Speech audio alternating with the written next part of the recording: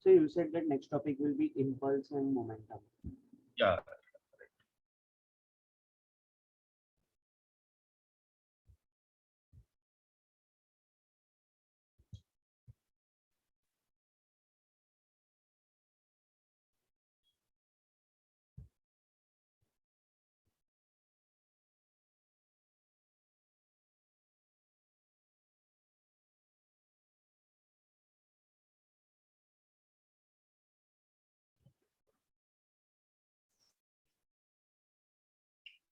Impulse and so what is impulse? I think impulse. I think I have explained a bit. No, no. So the definition of impulse has come from, of course, impulsive force. So first, I need to define what is impulsive force.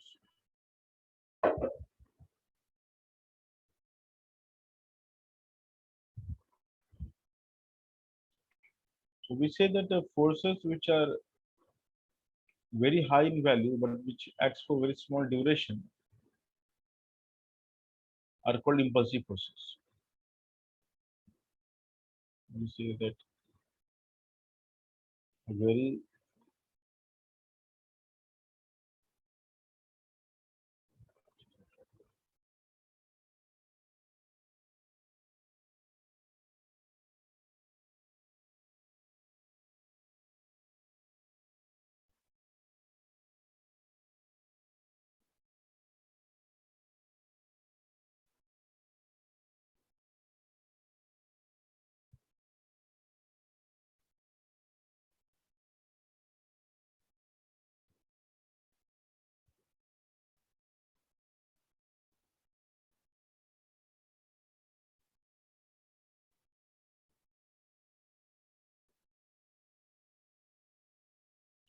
it's called impulsive force.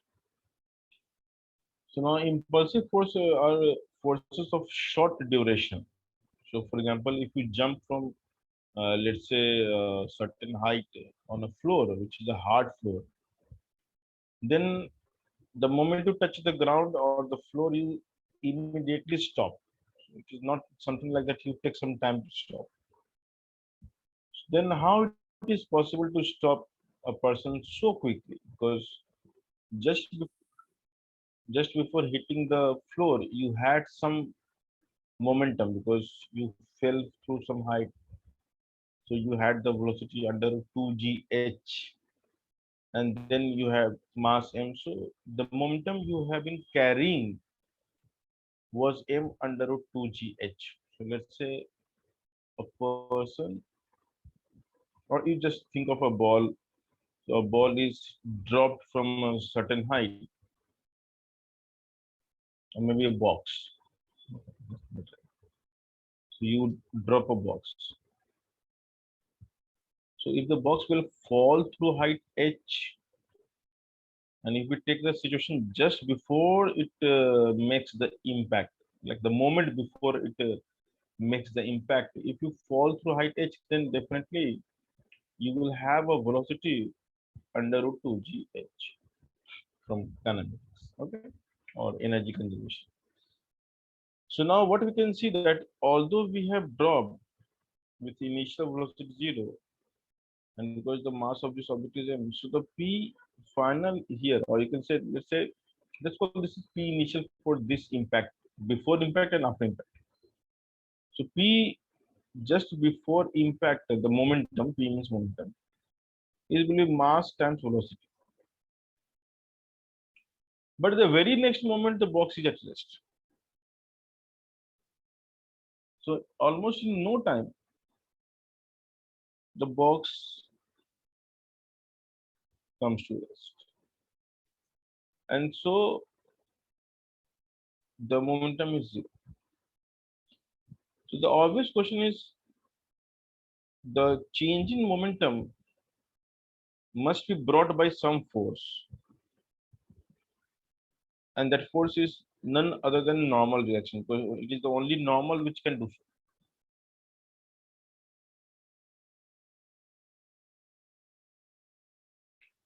So the only force which can do this job is normal reaction. But for every force to do something like this, to change the momentum, you take some interval of time. But here the time is almost negligible. And if the time is really small, then to bring this kind of change, the force needs to be really large. So just before impact, and you make an impact, and it's like in fraction of second, everything comes to rest. So in a short duration, to bring this big change in momentum from m under root 2 gs to 0 won't be easy for a normal force. Now I'm saying normal means the normal things. So if your force is a regular value, if the force is equals to mg kind of thing, then such value cannot bring such a big change in such a small duration.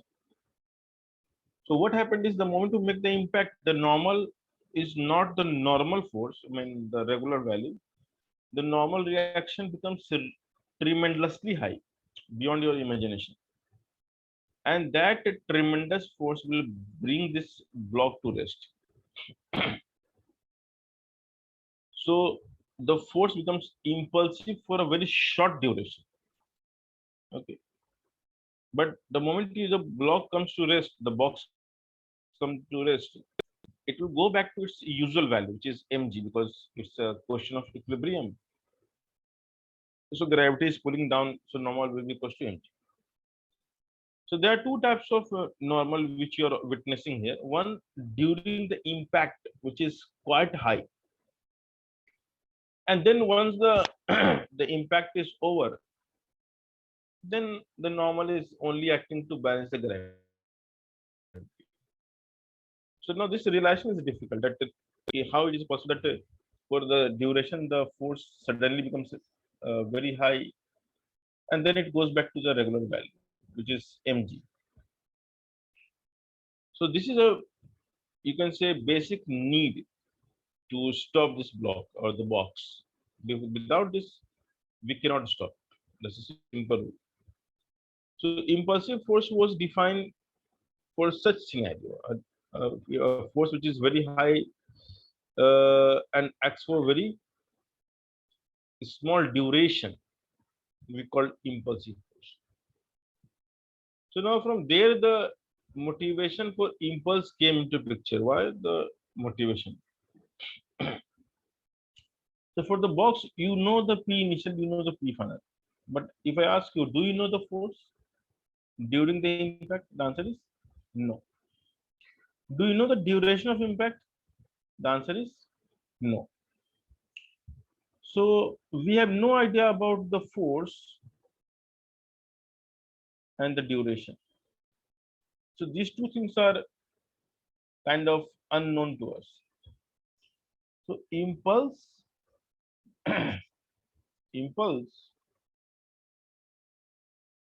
do not get confused with the impulsive force. I'm saying impulse. Sure. So impulse is defined as product of force into time. That's it. So if the force is very large and dt is very small, the product will give you something significant. If the force is a regular value, the not impulsive value, and time is large, then again it will give you some significant value. So the only case it will give you insignificant value when force is regular and time is small, or really small interval. So force non-impulsive, time short duration, impulse roughly zero. So if force is non-impulsive, as we call it, and duration is small, then impulse will be roughly zero. In all other case, it will have some non-zero value. So this is the only case when you take the zero value.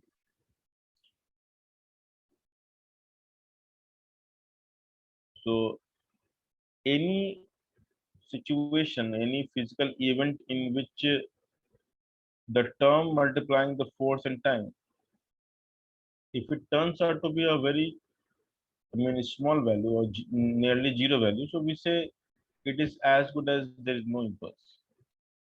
But the duration should be small. Okay. So is it possible for non-impulsive force to bring some change in momentum or create some impulse? The answer is yes. The only criteria is the duration should be large.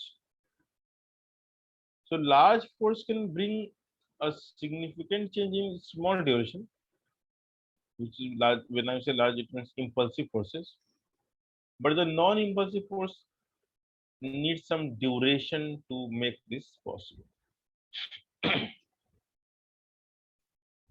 So that is the difference between the impulsive force and impulse. So now the two you should not get confused. Impulsive force is the nature of force. So let's say your parents are most of the time cool, but sometimes they do get angry. So that is called the impulsive behavior. And during the impulsive behavior, you may get bitten. Okay, black. So that is also possible. Impulsive forces are always for short duration because you cannot be angry for entire year. And non-impulsive forces can act forever. So that's a big difference. And why impulsive forces are necessary? So you can see the box when it drop. The moment you're about to hit and the moment you hit, there's a sudden change in momentum. Okay. And this quick change can be brought only by the very large force. So a regular force cannot bring such a sudden change in momentum uh, in the short duration. So now the question is impulse and momentum having some relation? And the answer is yes, they do have a relation. And the relation is obvious from the Newton's second.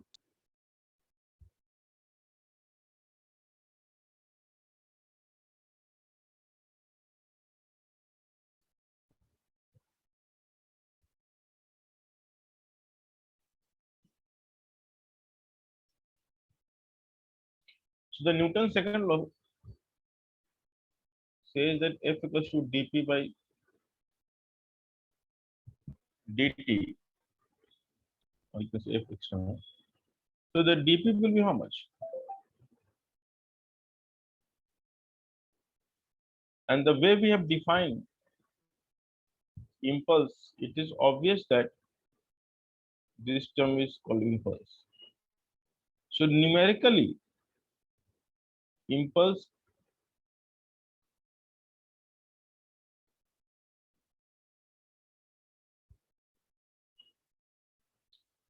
so the J can be written as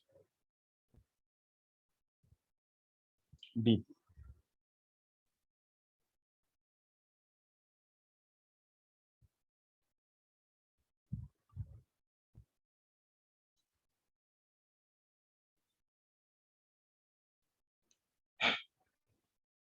So J can be equals to dp, and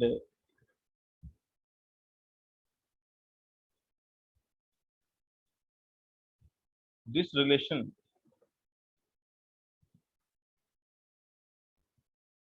we call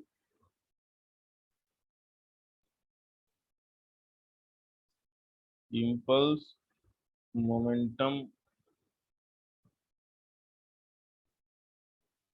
theorem. Impulse momentum theorem.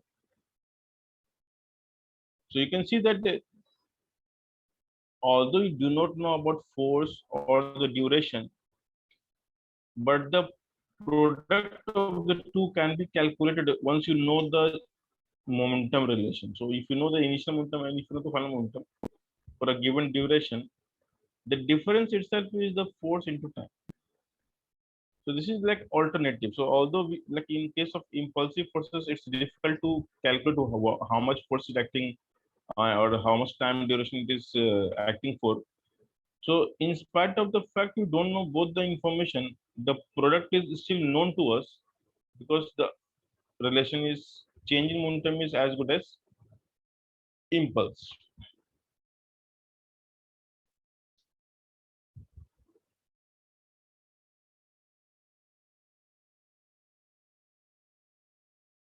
So we can write a impulse equals to change in momentum, or the other way of writing is J equals to P final minus initial, or the better way of writing is initial momentum plus the impulsive force or impulse, sorry, not impulsive force. So initial momentum plus impulse will result into a new. So this is what I have given you the example in the very beginning. So let's say if we have a football.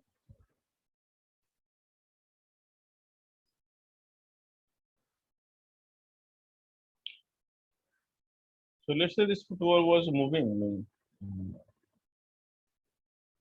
this is the initial direction. So this is called initial momentum. So this is how it is moving.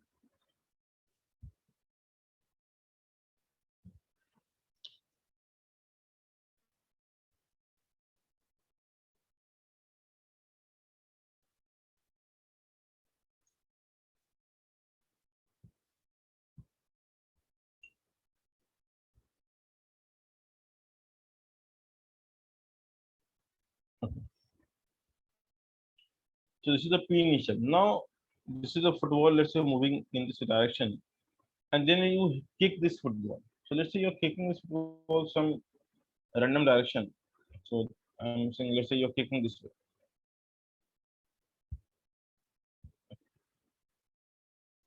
So the moment you kick in some random direction, let's say this is the kick. So kick is like impulse.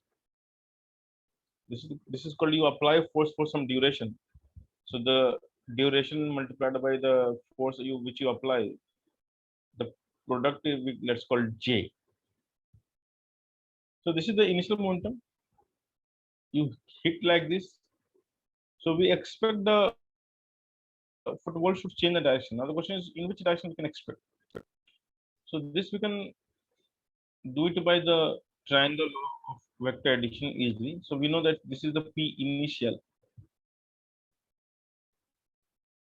This is the P initial.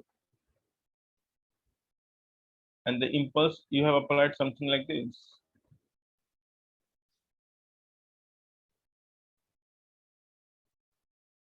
So the resultant momentum, that is the final momentum in which the football will move, you can use the triangle law to answer. So it's the triangle law. And this is the final momentum. So football will try to move somewhere like this. And in fact, we can do some vector calculation, like what is the mod of P final. So we can write as under root of P initial square plus J square plus 2pi into J into whatever the angle between the two. I don't know this angle. It's called theta. Okay. Or if you want to find the J, you can write as P final minus P initial. So mod of J will be equals to let's call this as alpha. Mod of P final minus P initial. So if I know the alpha angle, that is the angle between the P final and P initial, then still my job is done because I'm trying to find the difference. And from vector, you know the formula P final square P initial square minus 2pi pf into cos alpha. So given the angle and the magnitude of individual momentum or impulse, we can find the remaining quantity. So if based on what is given to you, you can find the rest. So at least two of the variables should be known to you. The third we can calculate easily. So the impulse momentum theorem is the backbone of this chapter because most of the questions that we are going to solve will involve the impulse momentum theorem.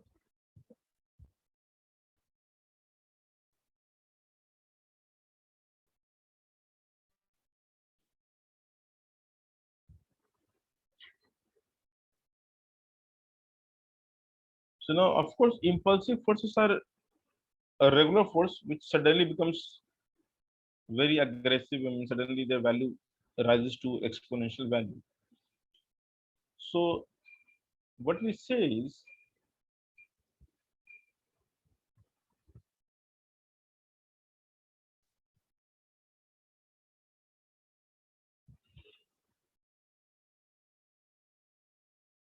so which are the forces which can give you impulse? So I gave you the example of normal reaction, because if you drop something or if you hit a surface, a rigid surface, then impulsive force will develop, and we call impulse of normal. So the types of impulsive force that we have to deal with,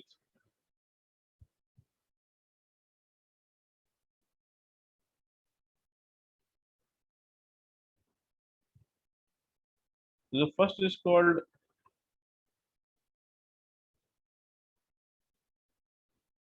impulse of normal.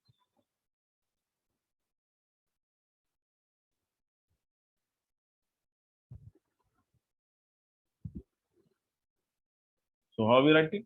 We write Jn, and for one dimension we write as NDT, the product of n and dt. I'm not writing the arrow or vector sign because I'm looking for only magnitude.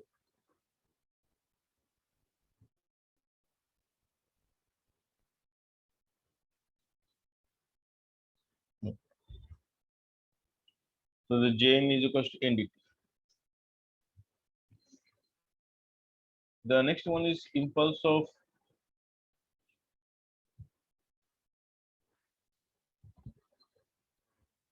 tension force, because the string can also be impulsive. You can say this is called string jerk. So if you take a rope and if you slack it and then pull it suddenly, so you can feel the jerk.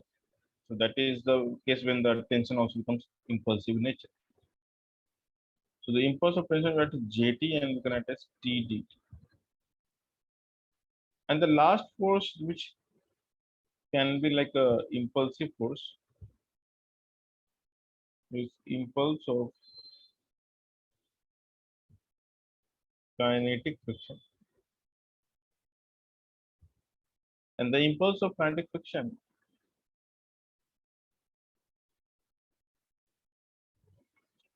you can attach Fk dt. And now you may be wondering how friction can be impulsive, but the answer is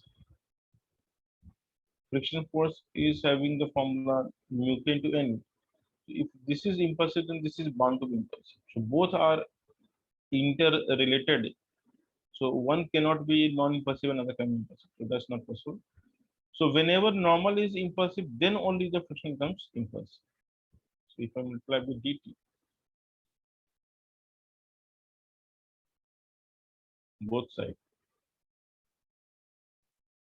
and if you integrate, so we will get the obvious answer for the relation of frictional impulse with normal impulse.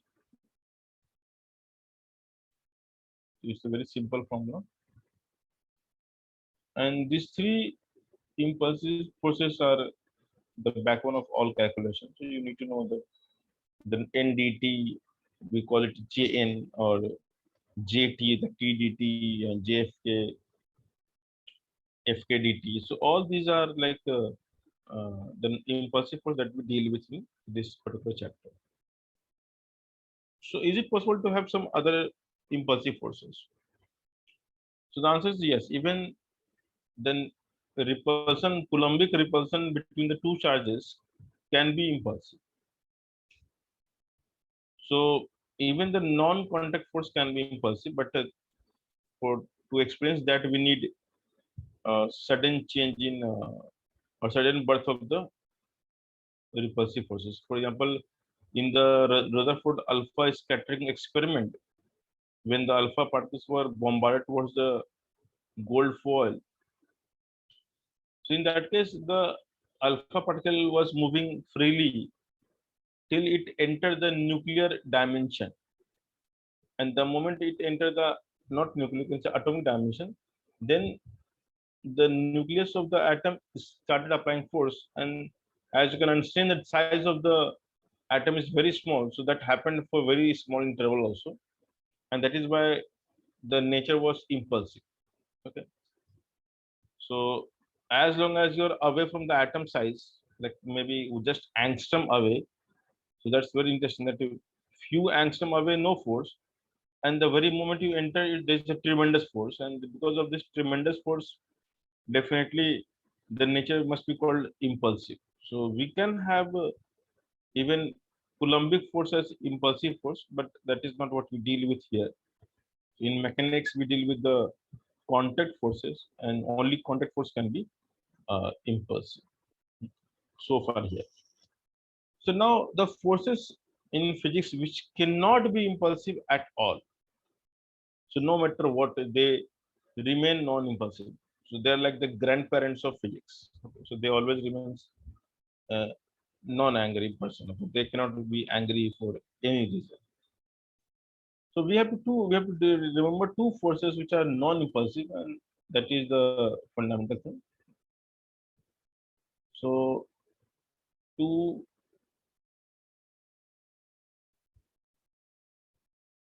permanent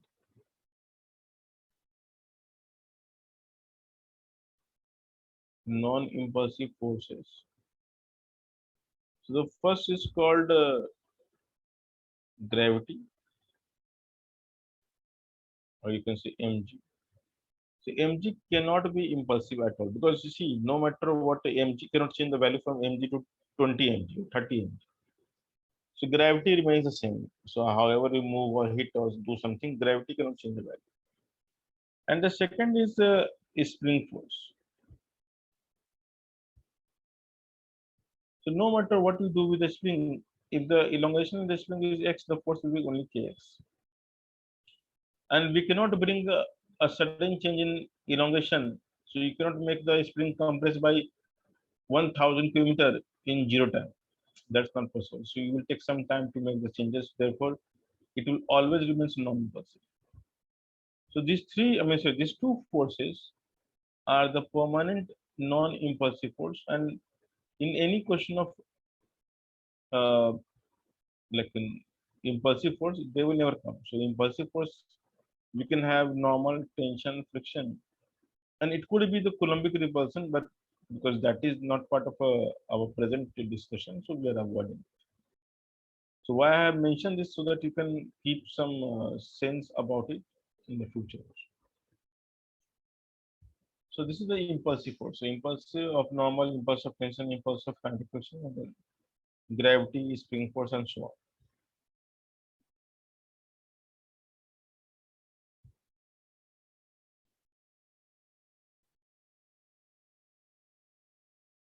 So what impulse does is it can either give you momentum or it can take momentum. So the role is to give or take. So it may be it is opposing or it is supporting. So it depends on variety of situation. Okay. So let's see some problem, and before we see the problem, let's see something called impulse diagram.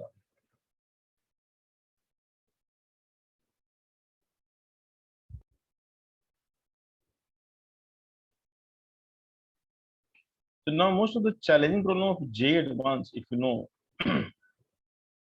are actually based on the impulse momentum theorem. So the easier one we can solve by the conservation momentum, but the difficult requires impulse momentum theorem knowledge. And all the previous, like if you go back to the 90s problem, whichever used to be the most challenging problem, nowadays such a difficulty is not less, but from 1996 to maybe not before that, 1992. So after 1992, 1993 onwards till the 2000, the questions of JE advance, like which we call JE, means that time, that was the only question which you find difficult. So if you solve any book or any booklet, those questions are not there, and therefore you find it everything easy. But if you really want to see the challenges or challenging questions, then you have to solve from 1992 to up to 2000. So that is the duration when the mechanics was really difficult. So in that time, like any aspirant of physics, they used to only study mechanics for 2 years. Imagine, because if you just learn mechanics, you can pass any idea. Anyway, so now that difficulty is gone, so don't worry about it. So what is impulse diagram? So it is like a FBD, the free body diagram. It is like FBD. And what we draw is only impulsive force, and we may avoid the non-impulsive force, but still we can draw it. So let's take some example.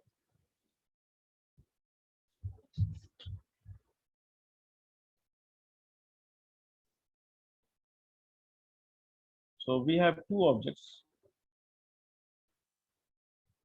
So you can think of two spheres in which one is at rest.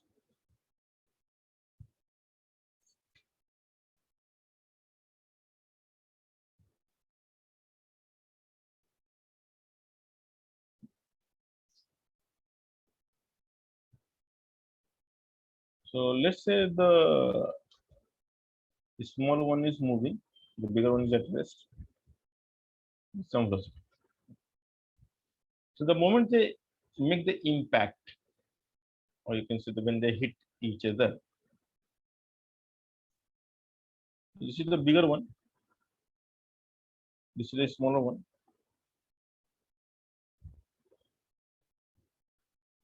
So this is how they hit.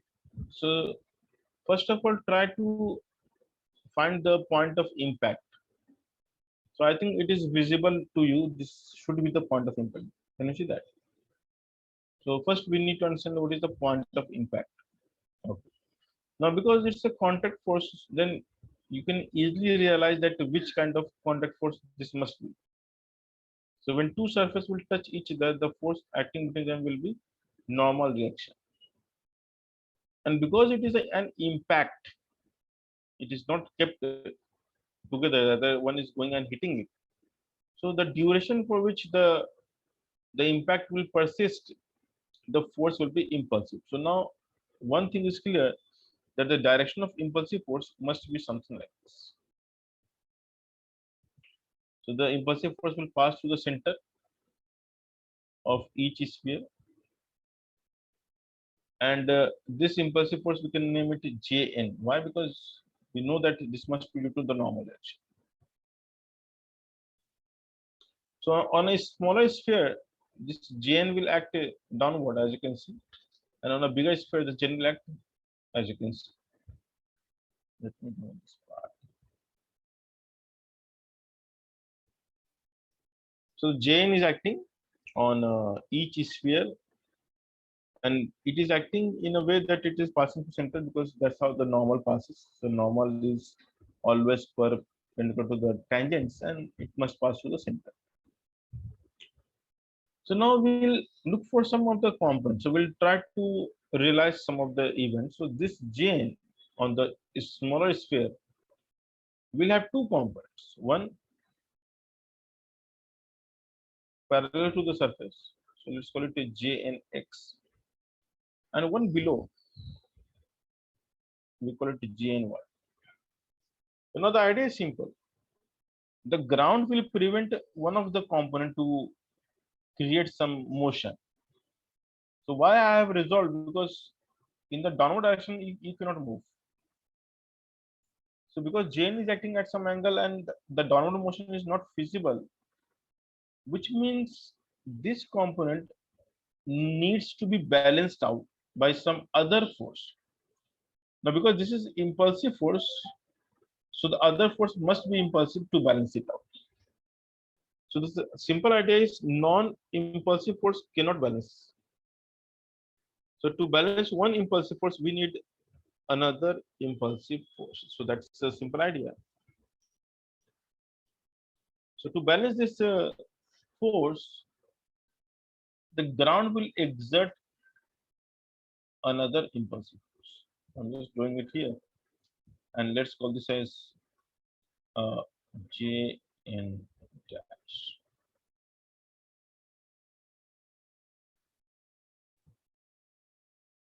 So whenever you're trying to balance the impulsive force, then only the other force has to become impulsive. So now the impact that the ground will create on the smaller sphere will be also impulsive. So it used to be regular, normal, but now this is not a regular one. It's impulsive. Now Jnx the horizontal component is uninterrupted, so that is okay. So that will create the motion backward possible. And then what next? If you look at the bigger sphere, the impact is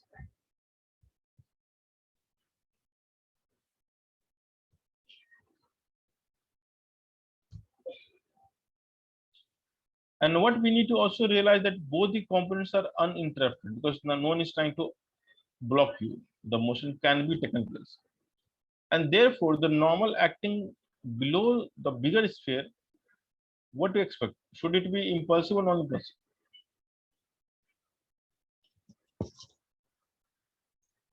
So what do you think about this normal? Will it be impulsive or non-impulsive?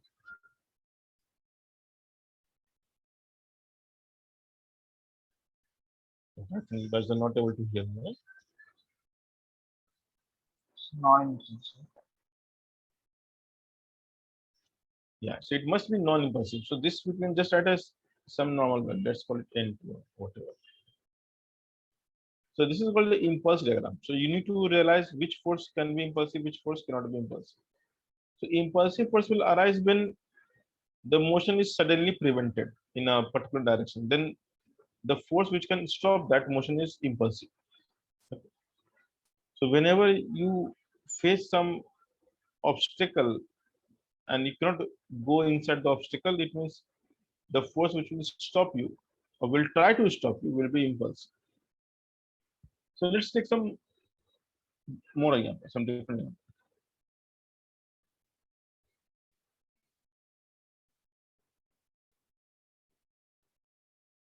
So we have a string. Let's say we have a string suspended from the ceiling, and let's say there's a bob. So now I throw something, some object, and this can hit like this. It can hit like this, or it may hit like this. There are three possible directions of hitting. I'm just considering.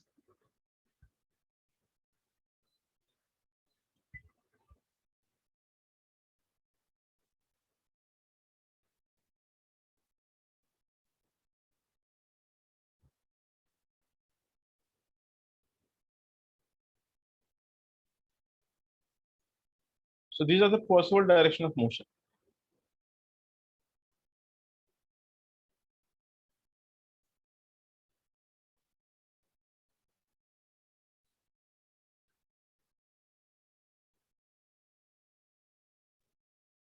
Okay. So now the bob is attached to the string and it is being hit by a ball coming from different directions. So I'm calling this as, let's say, uh, case 1, case 2, and case 3. So in which case you think that tension will be impulsive? All cases, only one case, or no case? Like what are the cases in which you think that tension can be impulsive or should be impulsive? In fact?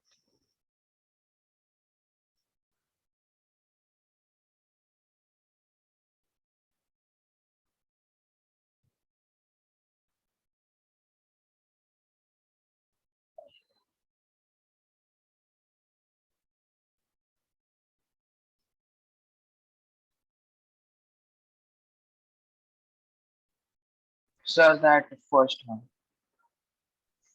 Hmm? So in the first one, tension will be impulsive. Correct. So it is only first case which will have the impulsive tension because the first case is trying to create the impulse like this. The direction of impulse will be like this. And this must be the Jn because the ball is hitting the surface, so it will be normal impulse. And this Jn will have two components, one horizontal, one below.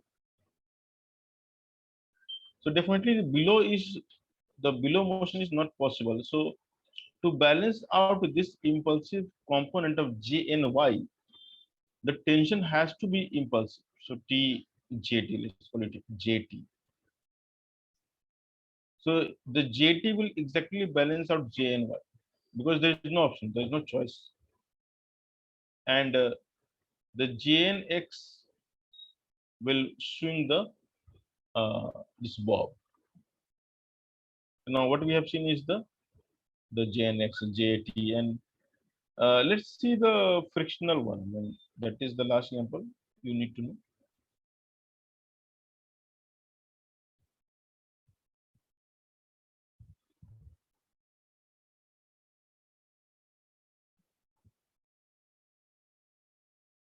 So now what we can say that So can you show the previous page?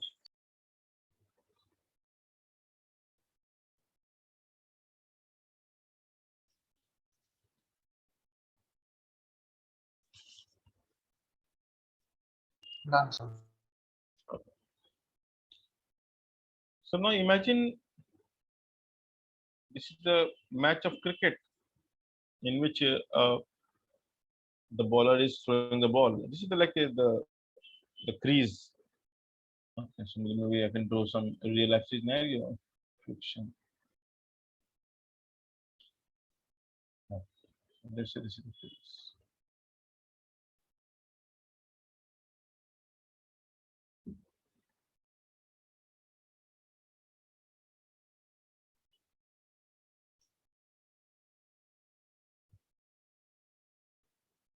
Okay, so imagine a bowler is giving the flight delivery. Which ball we want to take the white ball cricket?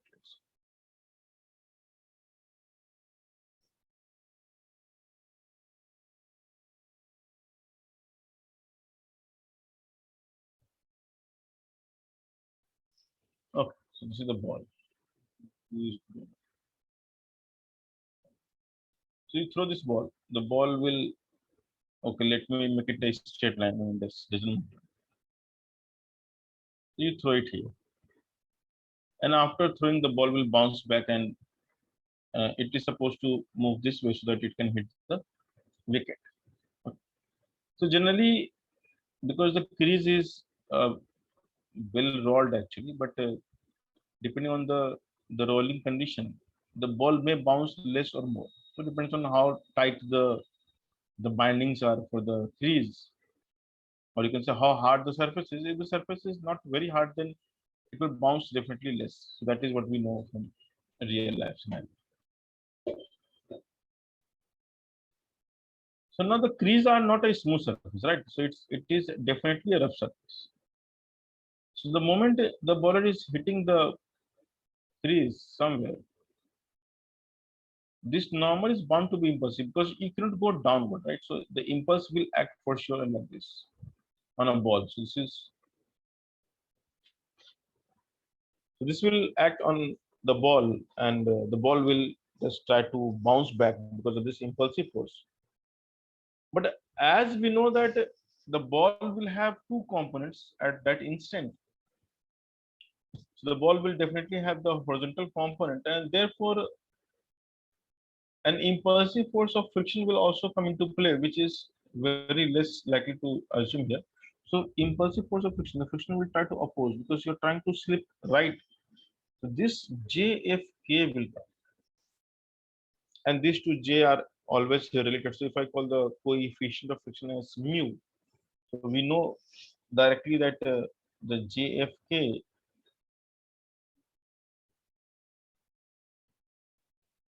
is mu J.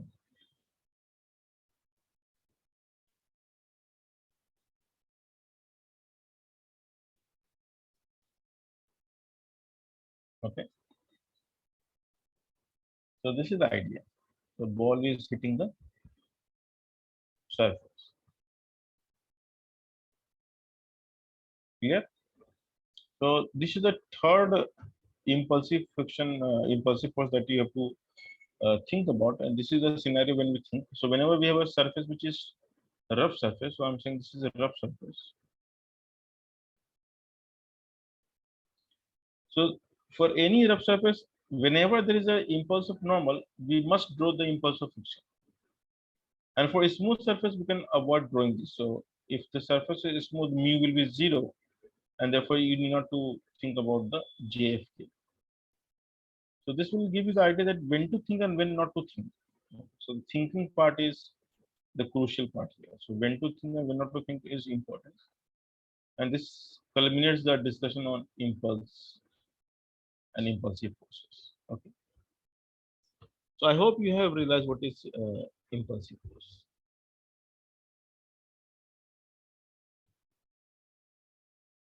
Is this clear? So now we are in a position to understand the, you can say, conservation of momentum.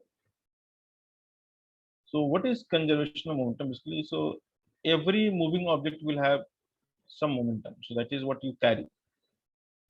So try to understand from the basic, from the principle of inertia. So principle of inertia says that any body either at rest or moving with uniform velocity will continue to do so unless some external force is applied. And that is a basic fundamental thing we learn in laws of motion.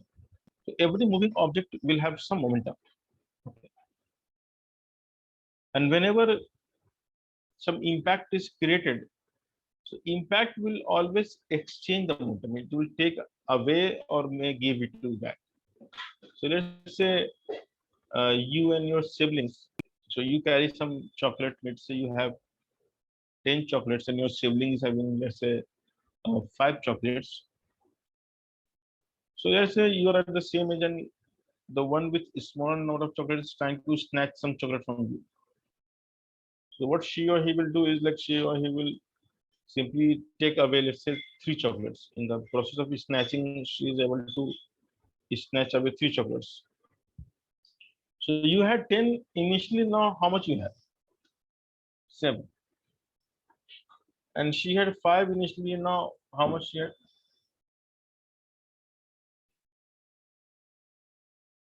How much? Not so. So let's say there are two friends, one with 10 chocolates, another with 5 chocolates. If two will take away three chocolates. So how much one will have chocolates? 7 7, and 2, 8. 8. Now the snatching is like an interaction. So we call this is interaction. So now that if I take these two as a system, because I know they are going to interact in advance, I know this event that the interaction is going to take place between the 1 and 2. So what I'm saying is that if 10C and 5C, if you add the number of chocolates, it is 50. But even after the process of snatching, individually the chocolate has changed. But if you add these two again, it is 50. And that is the essence of conservation. So conservation of momentum says that if you know which two or more than two bodies are going to interact,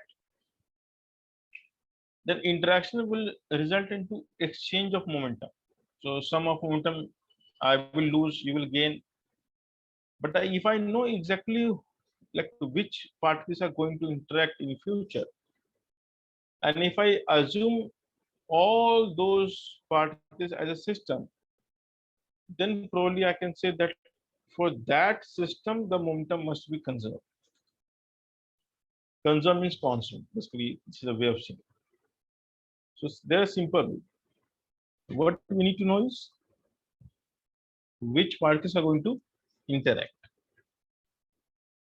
So this information is very crucial. That can you analyze the problem and come to the fact that which two will interact. If you know this answer, then your job is pretty easy. So which two or which three, whoever is going to interact. And then second is take that as a system and write each momentum before and after, and you will find okay because nothing can be lost, so it must be conserved. So that is the essence of conservation momentum. But there is one more perspective to it. So the perspective that we have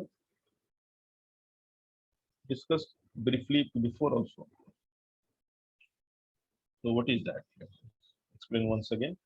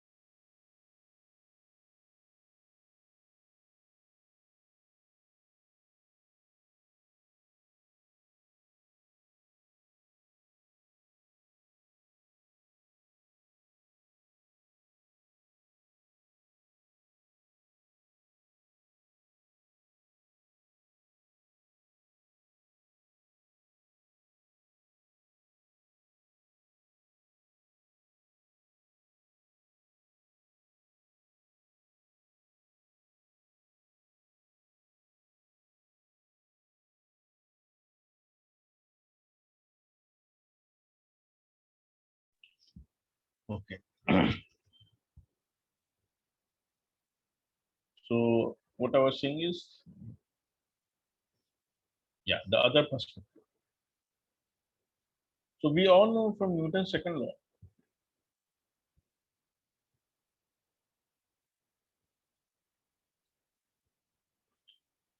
if external is d by dt. Okay, that's a simple. So let's say we have a system. So for the sake of simplicity, I will consider just two particles are my part of system,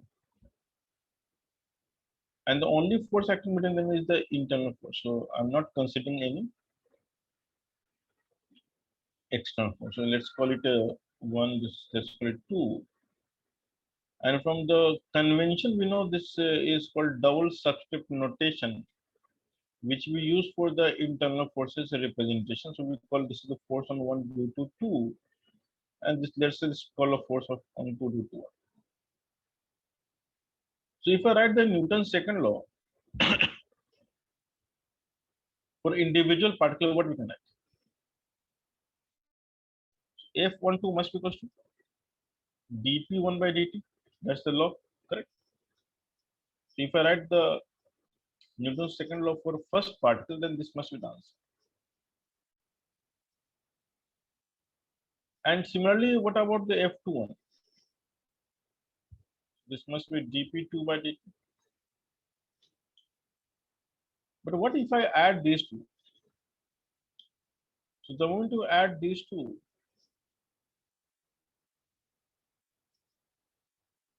this becomes d by dt of p1 plus p2.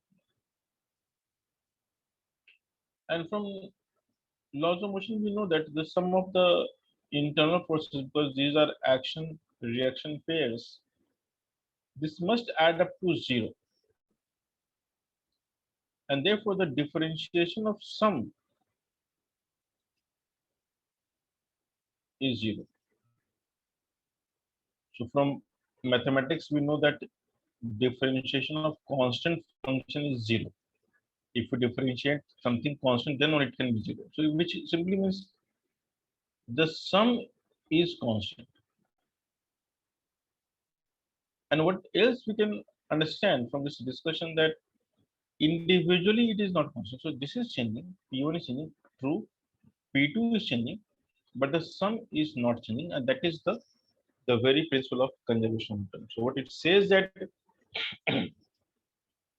so the principle of conservation of linear momentum says that according to this principle,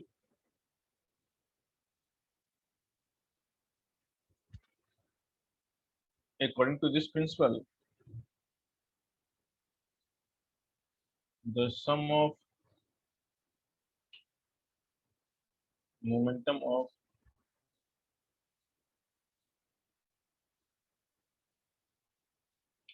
system particles in the absence of any external force remains constant. So what is important is that the sum is fixed. So if you know the sum value before the impact happened and some value after the impact happened or interaction happened or whatever.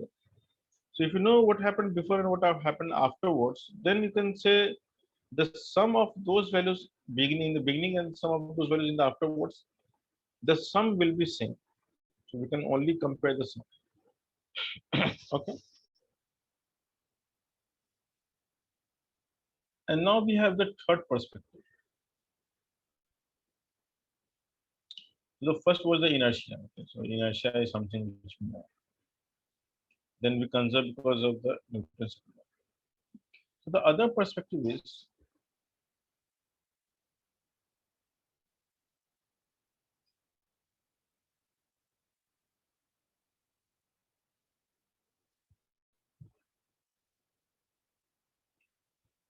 the other perspective is we know that the ACM. Okay, so we know that if external on a system is 0, so this implies ACM is 0, and this implies VCM is constant. So calling the conservation of momentum is as good as saying that the center mass will move uninterrupted with the velocity which it had gained in the very beginning. So a system is said to be following the conservation of momentum when we know that the velocity of center mass is not changing. So center mass will always move. So what particles will do individually is not our concern. We know that no matter what is happening to individual particle, nothing will happen to center mass. That is the case actually. The moment you say force is absent, that ACM 0, the moment you say ACM 0, the VCM is constant. So conservation is also, you can think as that it is a way to basically prevent the change in velocity of center mass. So you're trying to keep the VCM fixed, and that in turn is trying to keep the momentum constant. So all things are interrelated. So it's not something. So VCM is what? If you remember, the VCM format was M1 V1 plus M2 V2. Maybe dot dot dot. You can say Mn Vn for n particle system upon M1 plus M2 plus dot dot Mn. And for this to be constant, we know that the mass will be constant. So unless the numerator is not constant, nothing can be constant. So the for VCM to be constant, we can say that M1 V1, and these are vector notation, not a scalar one. So when we solve in one dimension, we can ignore the minus sign, arrow sign. This must be constant. That is the basic case of conservation of moment.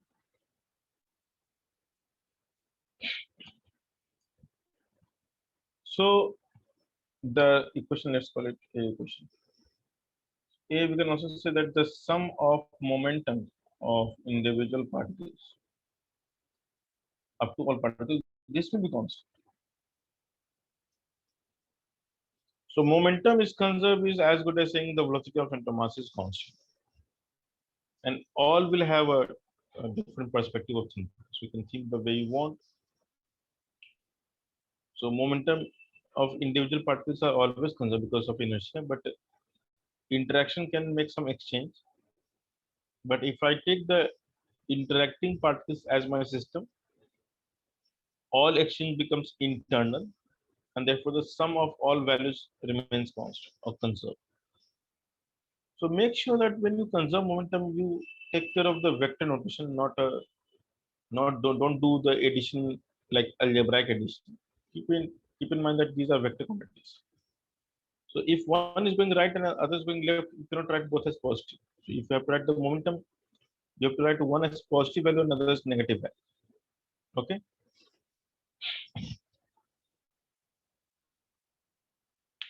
So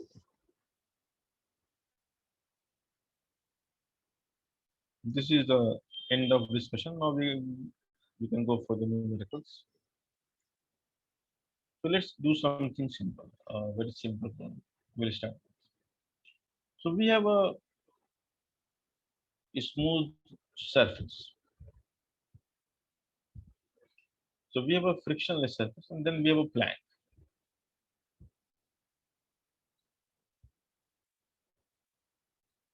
So there is no friction between the plank and the ground, but a man can run on the plank.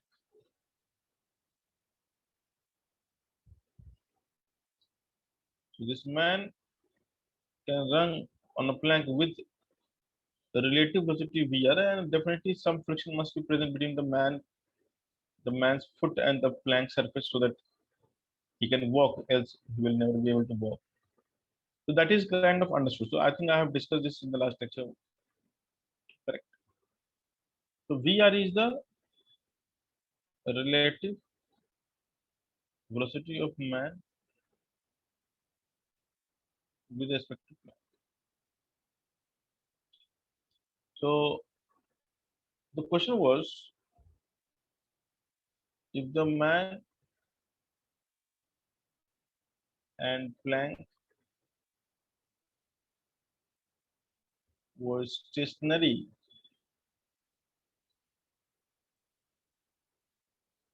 initially,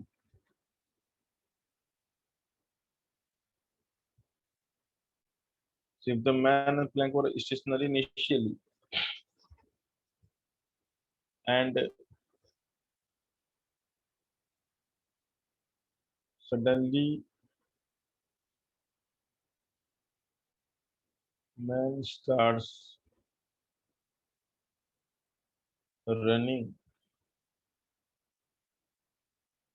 with relative velocity VR as shown, then find the velocity of plank. Now this is the very first question that we must solve.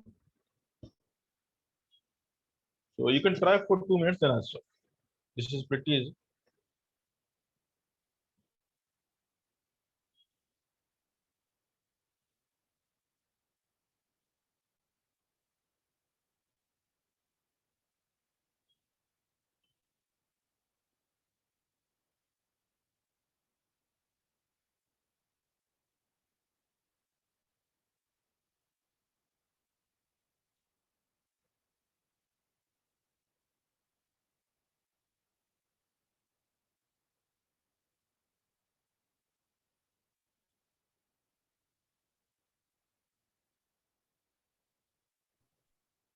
Sir, masses are Sorry.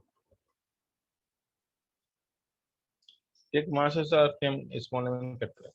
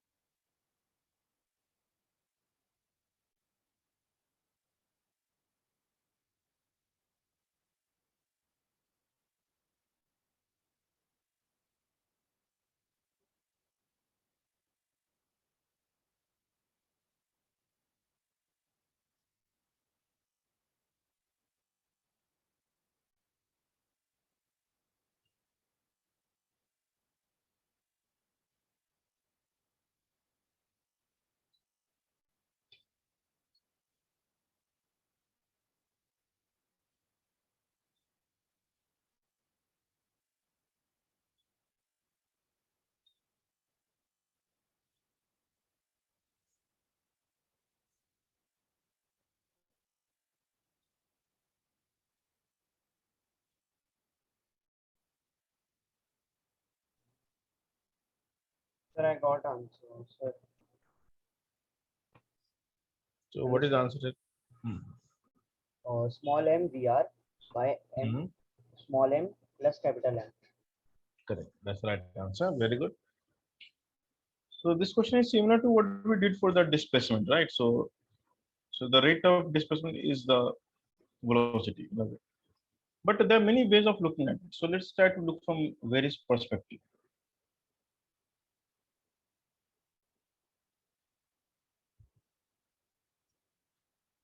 So what could be the various perspective of observing this question or solving this question?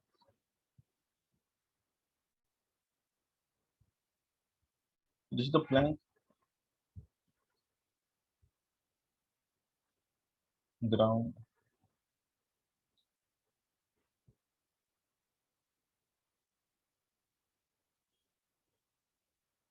So initially the man is at rest. So let's say, okay, let me draw the man as rest.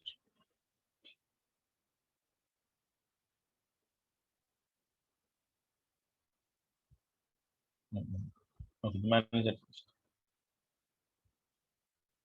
Anyway. So what is the momentum system?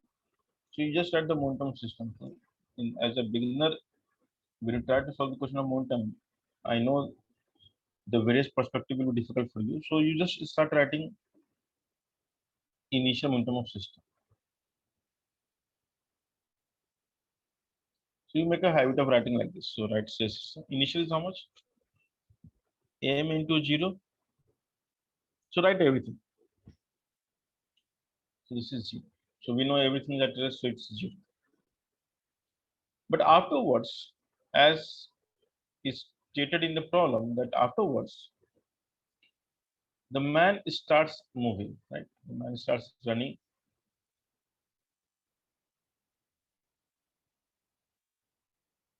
with velocity VR.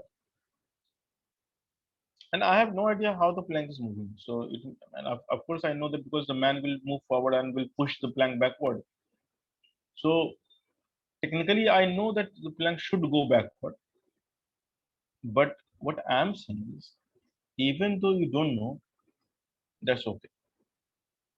So if I assume the plank is also going forward, my answer eventually will come negative, which means the direction chosen was opposite of the actual. That's the only significance of a wrong choice. So what I'm saying is, as the man will move forward, the plank will move backward. So either you can assume this way, or even you can assume forward. So it will not make much difference. So what I'm doing is I'm trying to take forward. So this is the assumption. Let. And why I'm making this assumption? Because of some interest, because I want to keep all directions same, so that we need not to add with a different sign. So I can add everything as positive number. So what is the final momentum of system? So the answer is capital M into V plus small m into. So the rule is when you write the momentum, you must write in the ground frame. So the velocity should be taken from ground, not from the some other relative motion. So man is trying to move forward with velocity vr with respect to Planck, and the Planck itself is going right with velocity v. So the net velocity of man is how much in the ground frame? So what is the net velocity of man?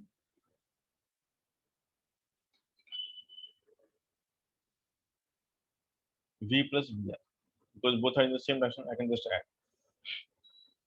And now the conservation of linear momentum says that the pi system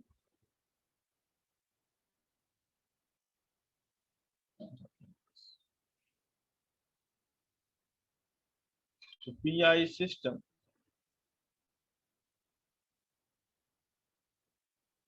must equals to pf system. So what we are solving is the one dimensional problem. And because this is one dimensional, so you can avoid the arrow and just add the value. So 0 equals to mv plus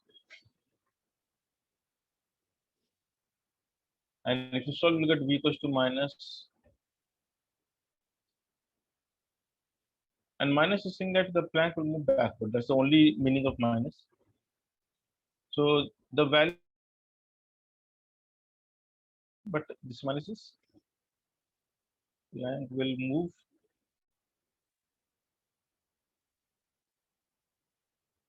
opposite to the assumed direction.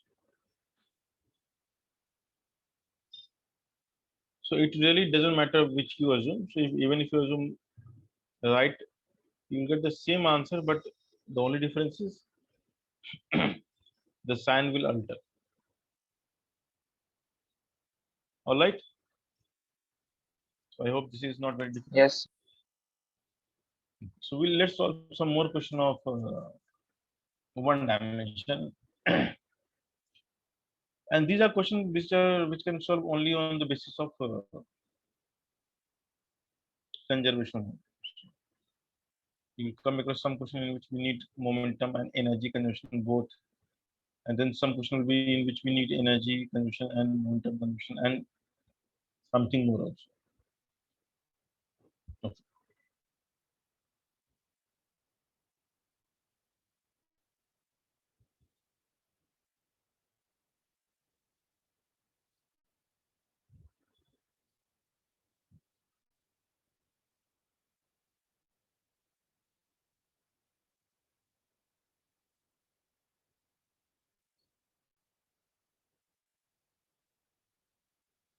Okay.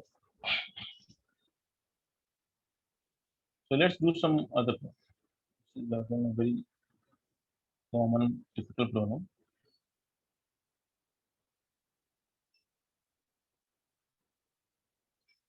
So we have a plan.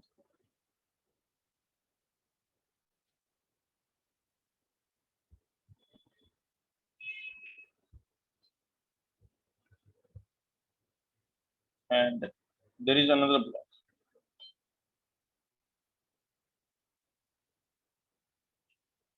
So I'm going to launch this block over the blank with some initial velocity v naught. And the surface below the plank is frictionless, but there is a friction between the block and the plank. So the moment the block will climb the plank, it will be opposed by the frictional forces. So what will happen? So the force of friction that will develop, that friction will push the plank in which direction? Can you guess Opposite direction. Yes. which direction? Opposite. Left side. Now, I'm asking what will be the direction of force on the plank? So how So the friction? forward. Because forward side. So force of friction on the plank will be forward.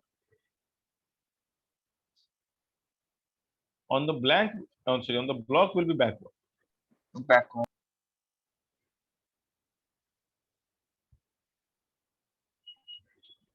So definitely one will speed up, another will slow down.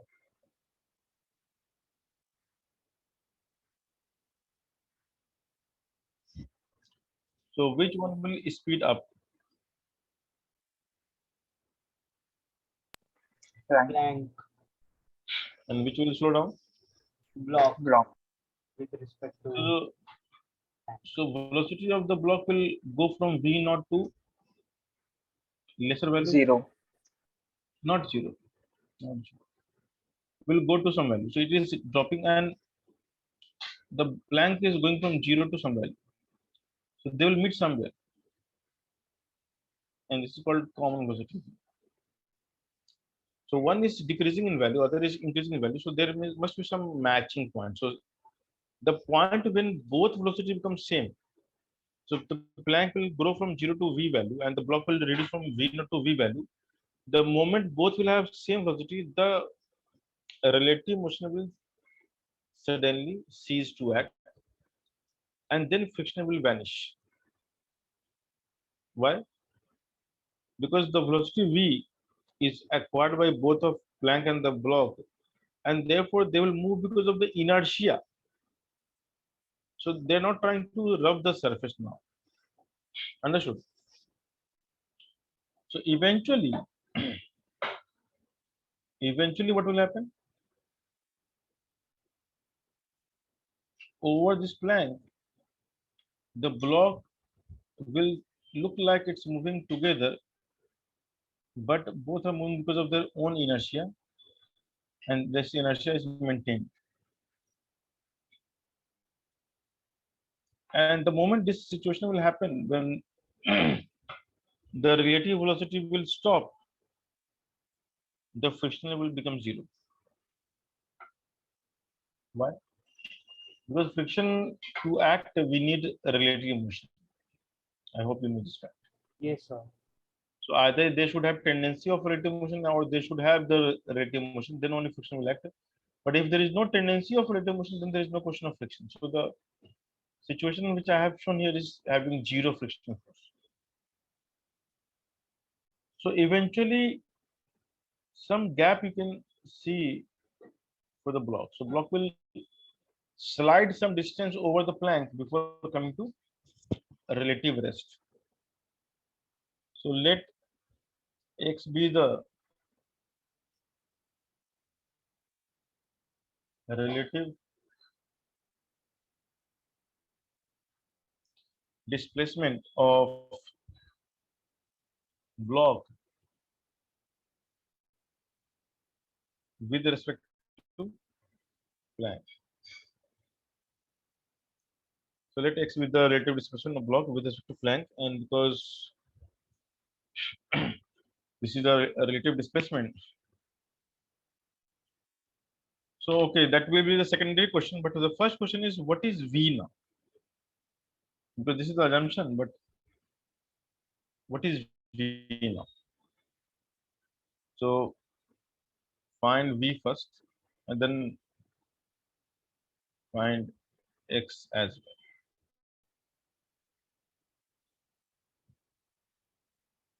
So tell me, guys, what is V? Let's say coefficient of friction as mu, that's given in the form.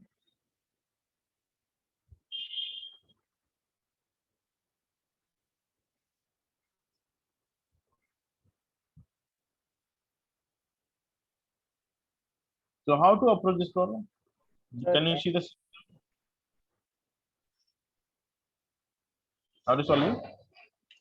sir, by Pi is equal to Ps. Pardon? Pi equals to Initial momentum equals to final momentum. Then I equated small mv plus capital MV equals to mv naught because Planck had zero velocity in initial state. Then Hmm. V will be mv naught by small m plus capital M. Very good.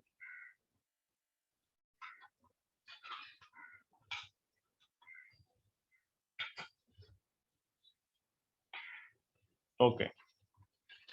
Sir, Yes.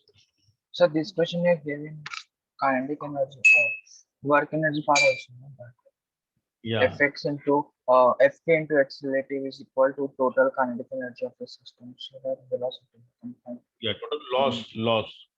हाँ, Loss in kinetic energy. Yeah. So what is the initial kinetic energy of system?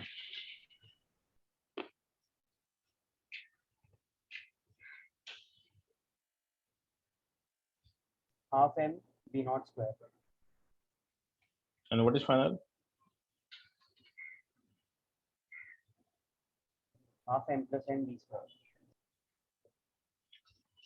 So can you find the loss? Because friction can only result into loss, no? So loss will be how much?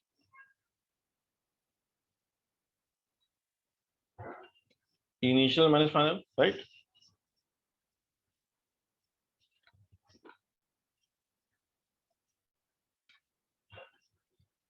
fine.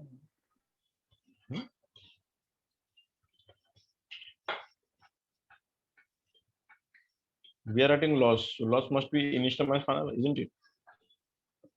हाँ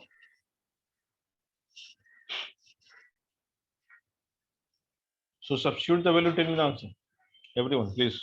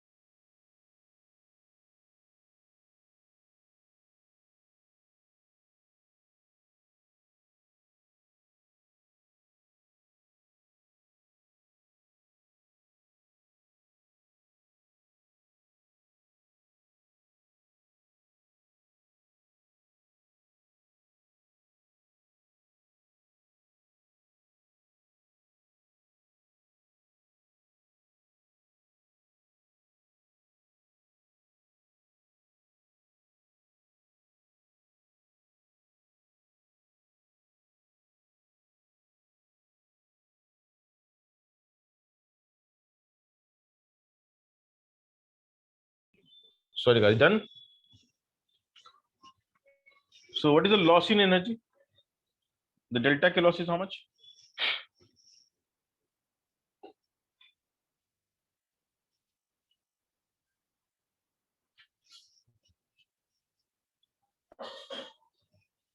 So delta K loss, if you try to calculate, you will get the answer as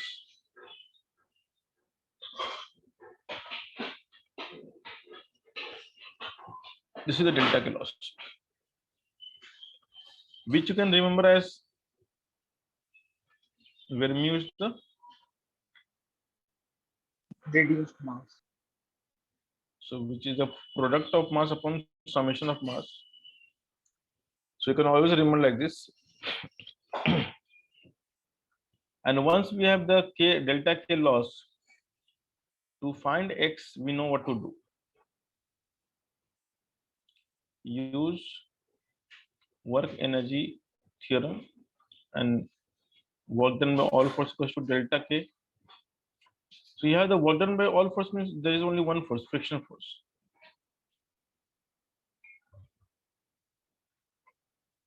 So work done by friction is how much? Minus Fk into X relative. Delta K is the change in kinetic energy. So Fk X relative will be minus delta K. Now this is called loss. Minus is called loss. So you can say delta K loss. Loss means initial minus final and delta K means final minus initial. So it's the same.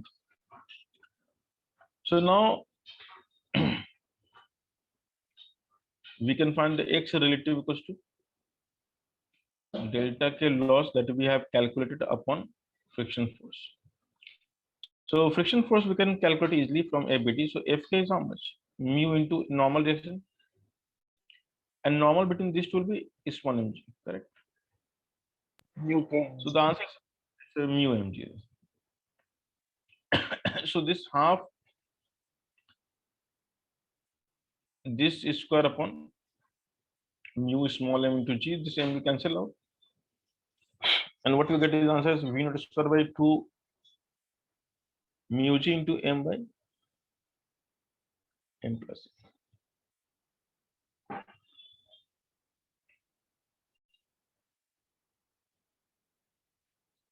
So X relative is equal to this value.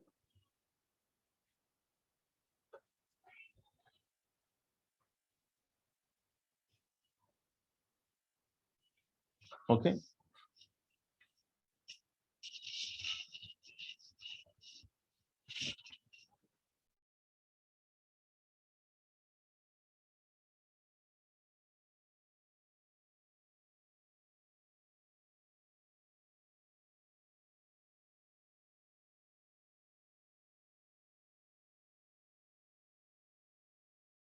All right. So this is the X relative, and this is the question that we can solve this way. So we can do the next problem.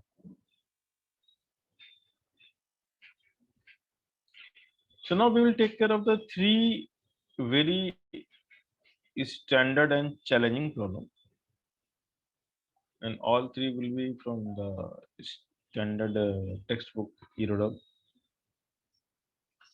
So let me send you the three problems that I would like to discuss, and the rest you can do as a practice session in tutorial. So I think in tutorial you must be solving already, no? The conservation of question, momentum question. Yes, sir. Right? Yeah, so I think you are already doing that.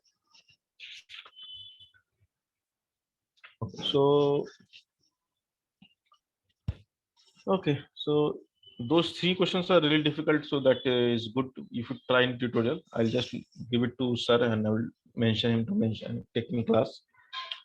So we'll do some other problem like question of. So now the question that we are going to solve will be requiring two concepts together to solve. One is the conservation of momentum, another is the conservation of energy. So we'll see why we think this way. So now let's take a problem. Problem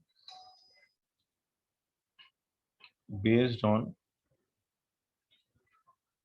conservation of linear momentum and conservation of mechanical energy.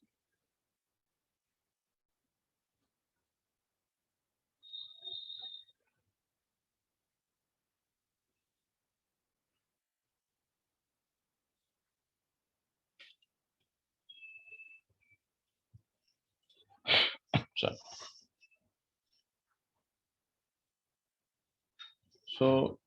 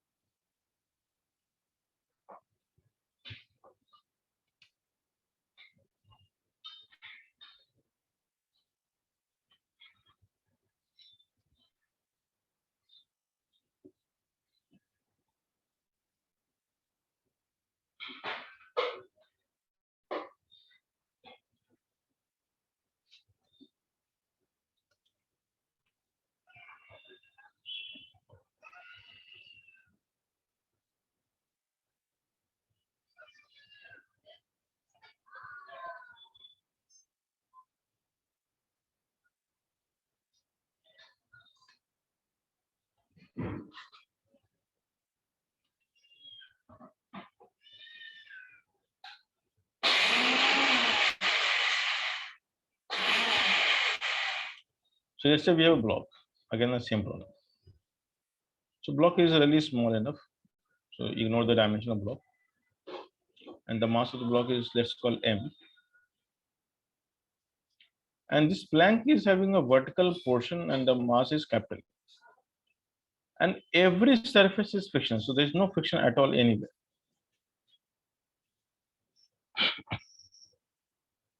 So what we mentioned is called all surfaces are smooth.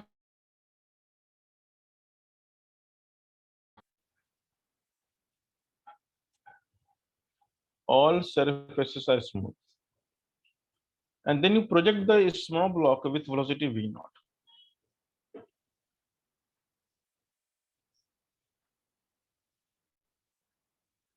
All right. So now let's try to first understand the event. What will happen consequently?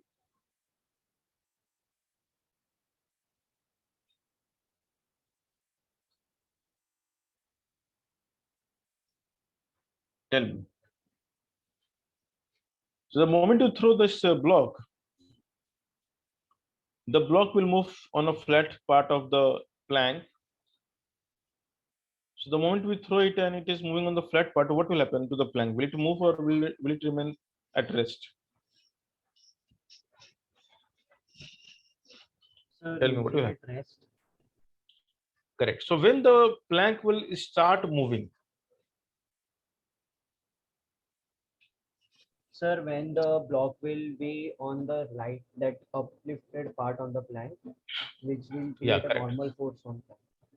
Very good. So the moment you reach the corner of this plank, the curve part, the normal will develop at some angle, and that normal will accelerate the plank. The x component of that normal will accelerate the plank. So let's say or think this way that the block has been coming here. So the normal reaction acting at this particular location is something like this. So this is the normal on the block, but this is the normal on the plank. And this normal on the plank will have two components, one horizontal and another vertical. And because of the curve part, there is a smooth transitioning. So there is no impact as such. It's a normal force, a regular value. And the x component of this normal will accelerate the plank, and the y component will be balanced by the gravity, ground. So that's not an issue. On the other hand, the x component on the ball, sorry, on the this block, the x component on the block will decelerate the block. At the same time, the y component will try to take you upward. So it will try to lift you. And then eventually, when the block will be at the vertical part,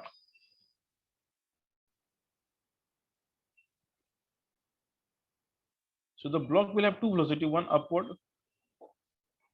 another right.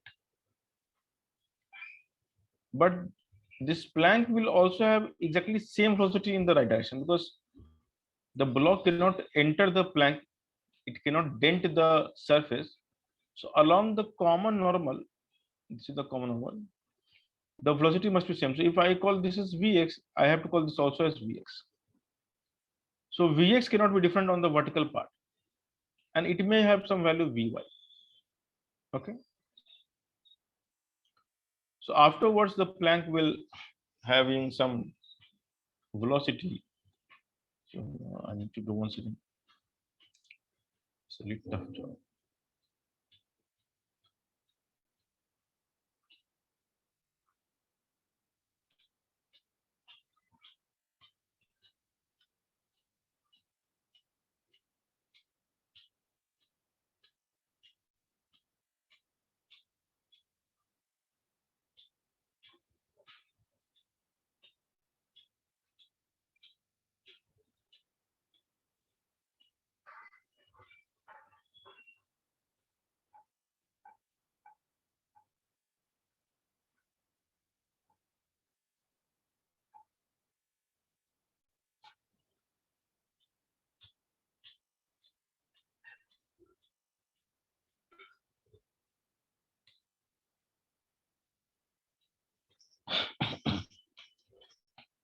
So now the x component will be same and y component will be different. Now what will happen is the block will not stop there. So block will go even further up because Vy is there. So we know that only at maximum height the Vy will be 0. So let's say this is the maximum height and then Vy is 0. But even at that instant, what about Vx? Will it change or remain same?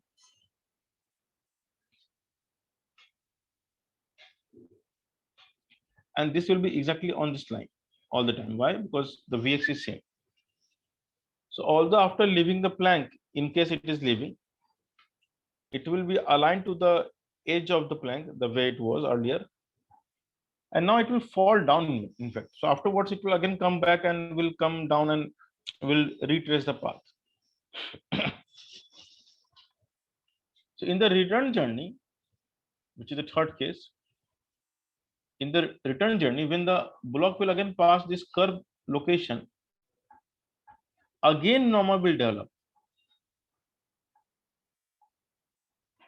And this normal, because you are in the return journey, this normal will again accelerate the plank further. So this will accelerate to a new value. So after this part of acceleration, the plank will further accelerate and will attain a new velocity. I'll do this one roughly.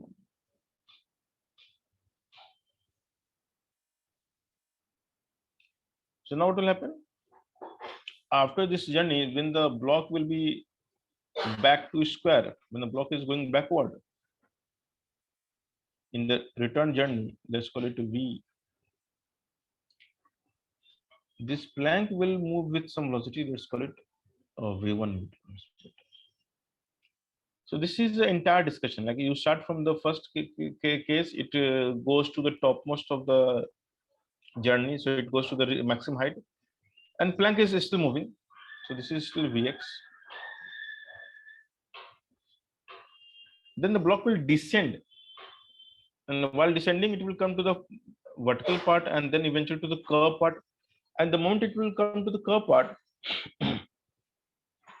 the plank will accelerate for one more time and will acquire a velocity bigger than Vx. So this V2 will be more than Vx, and the block will be traveling leftward. And then it will fall off the plank and journey will be over. So now this is the entire journey that we have to imagine. So there are three cases. Okay. In most of the competition, the first case is only discussed, but in competition like JE, we have to go to the third case also. So how we deal with the problem? So the question will be asked to you is find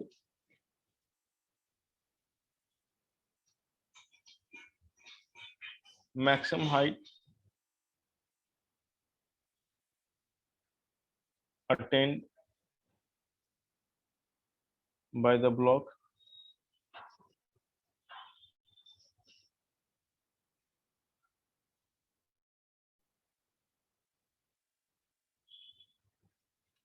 in the subsequent journey. So what is the maximum height which is going to be attained by the block in the subsequent journey? Okay.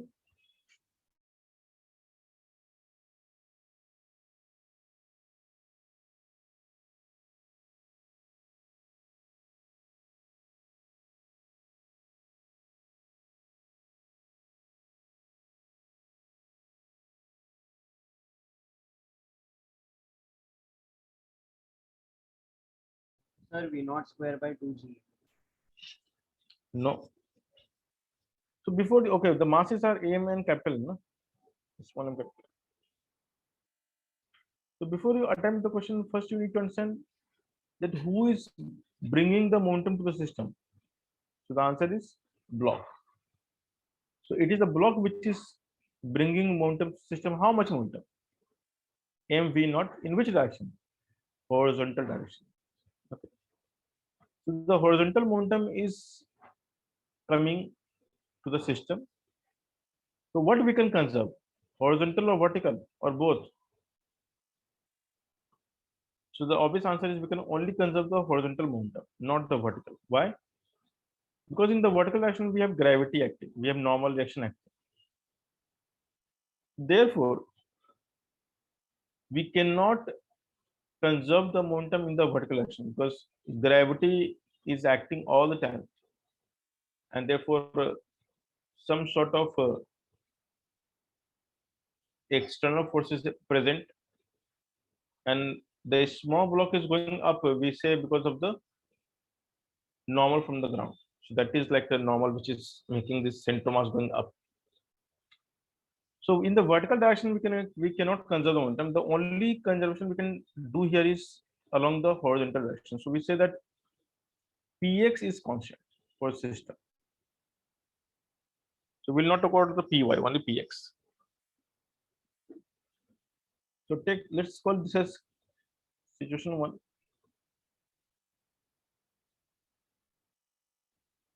So for H max, which is definitely this height,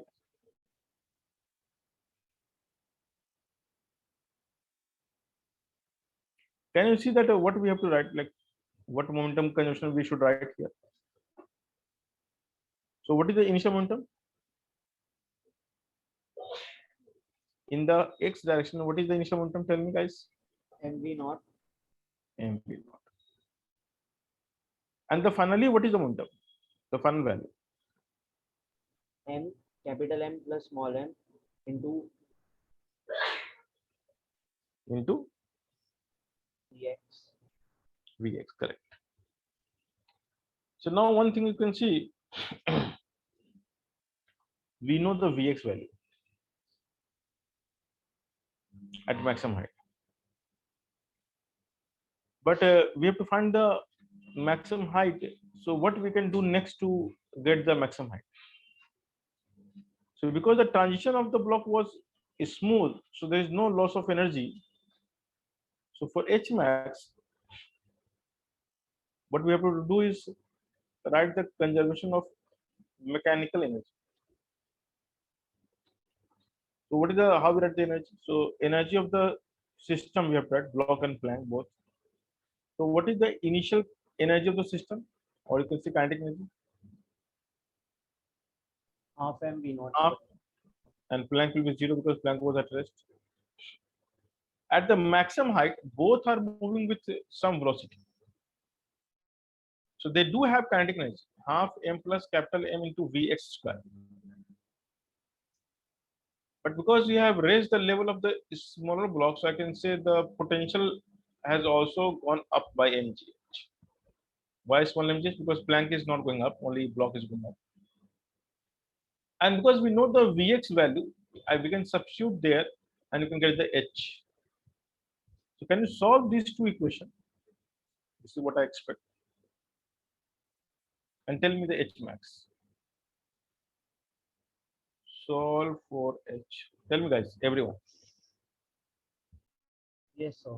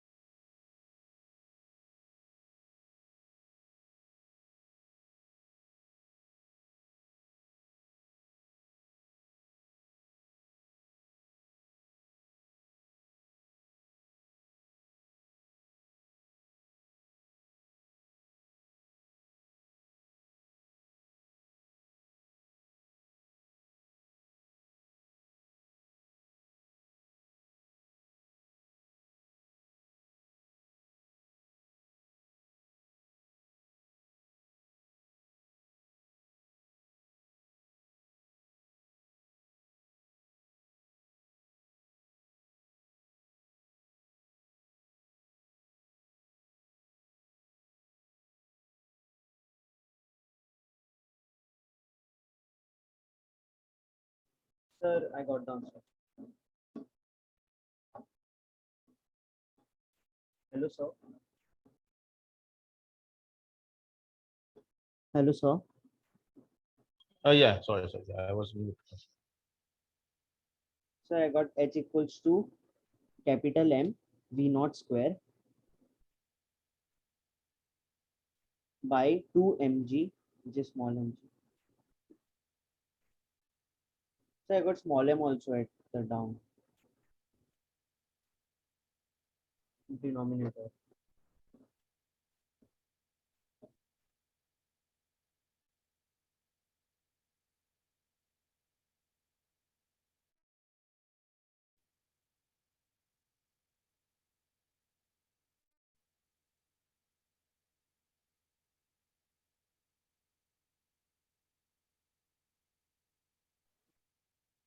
So that will be 2 mg, no? At denominator, V naught square by 2 mg.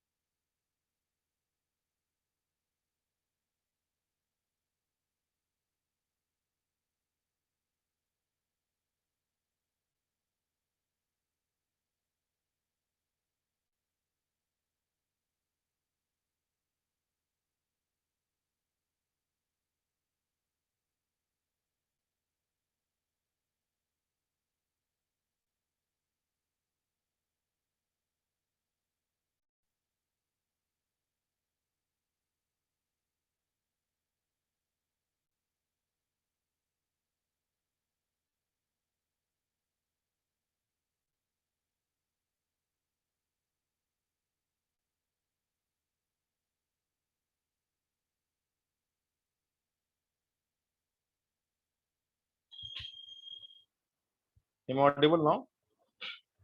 No. Yes.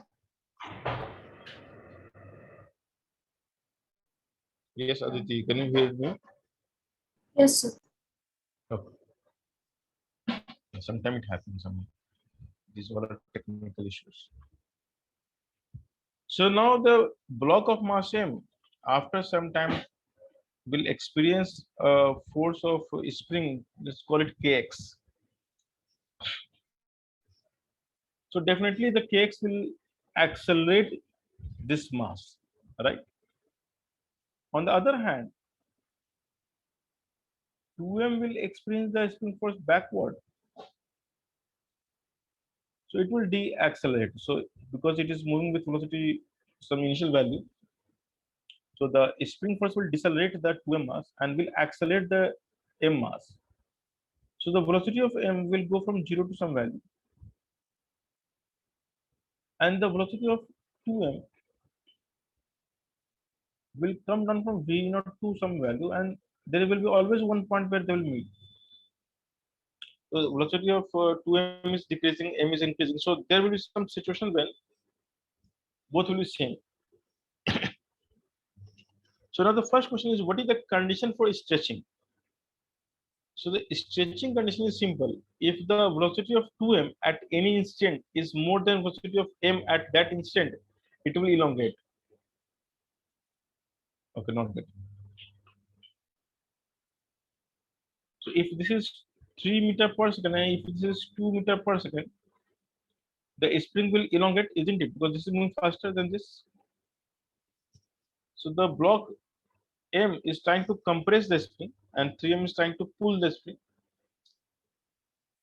So what should be the condition to stretch it? So condition is obvious. No? The velocity of 2m should be bigger than velocity of m.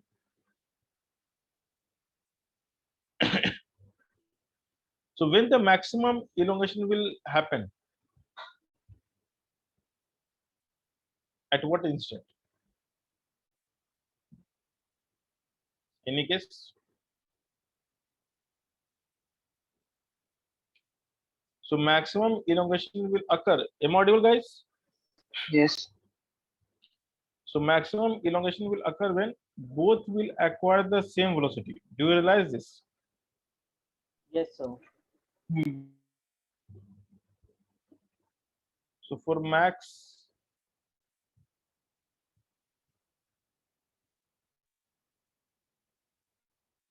elongation,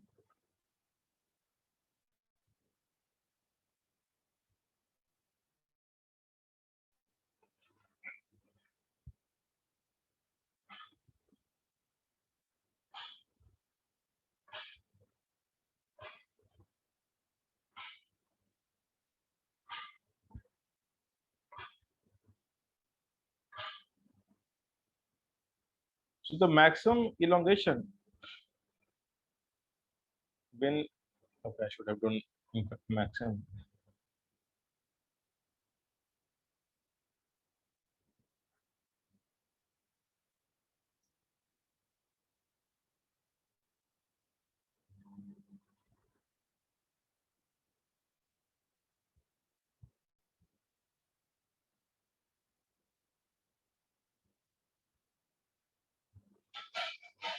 So when x is the elongation is maximum, then both must be moving with same velocity at that instant, not afterwards.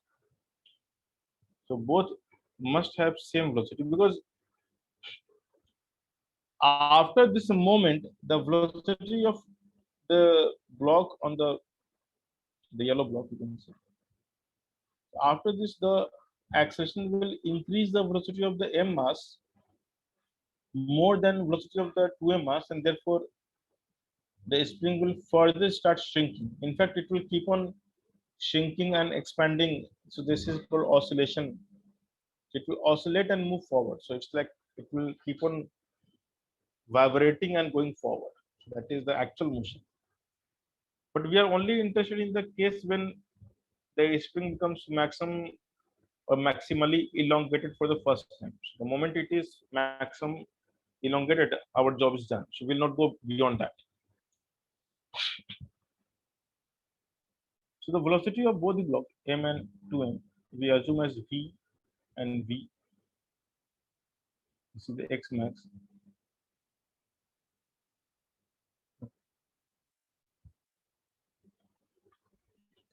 So now what we can write is, what we can write is the conservation of linear momentum for the velocity part. So to find the velocity, the only thing you can do is conserve the momentum. But for the elongation part, you know what to do. Conserve the energy because some of the kinetic energy will go to the spring as potential. So can you guys try and solve this question? So I'm giving you maybe let's say 3 minutes to solve.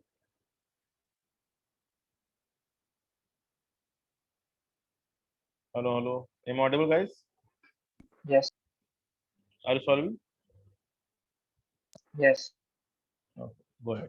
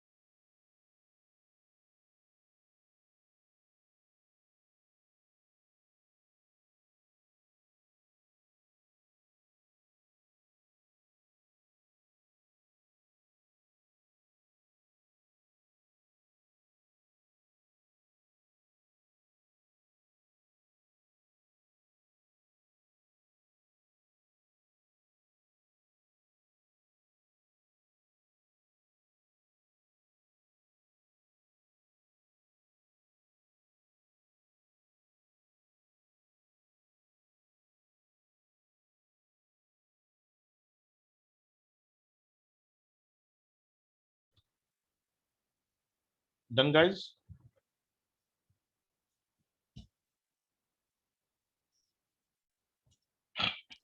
Um, So when you conserve the momentum, what do you like? Tell me the first part.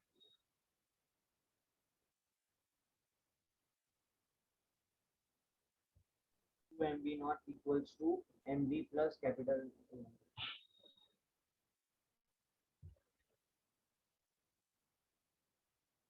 That will give you the answer V naught by 3. Okay.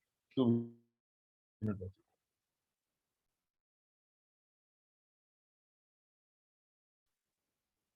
So at this velocity, then, or you can say this is the velocity at the instant when the elongation has become maximum. But what is that value? So you cannot get that value unless you will not do the conservation of mechanical energy. And what you will write is the initial the spring was unstretched, so there is no potential. So we have only kinetic energy, which is half 2m into. But afterwards, both will have some kinetic and potential. So half into 3m. I'm just adding both masses because they have same velocity. And some kinetic energy.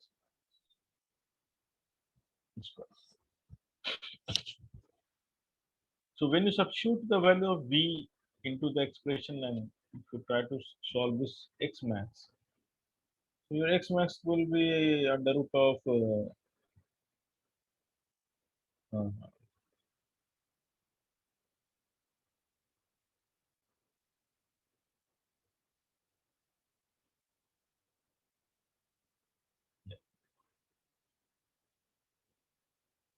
So if you solve, you get this answer. So solve from equation 1 and 2 and just tell me no, let me know that is matching or not. Sir, my answer is v naught by Yeah, right. Pardon? v naught by 3 under root 14m by k. No, no. So you have made some mistake in the calculation, some blunder. Okay, so I'll tell you to solve this question in competition. I mean, you need not do anything actually. For competition, I can give you a direct formula. So x max you can directly write as under root of mu by k into x, so into v relative. Sorry, not v, sorry, u relative. You can use directly this formula, and this will give you the answer in one line. For any two block, and so u relative is the initial, the relative velocity in the beginning. So this is v naught, this is 0, so this is only v naught. What is mu? 2m by 3 a. That's why I wrote the answer without step. But you can solve and you can get the answer. So you can do a very fast calculation if you remember this trick, which I'll prove it later on in a separate lecture. So imagine if you take any two blocks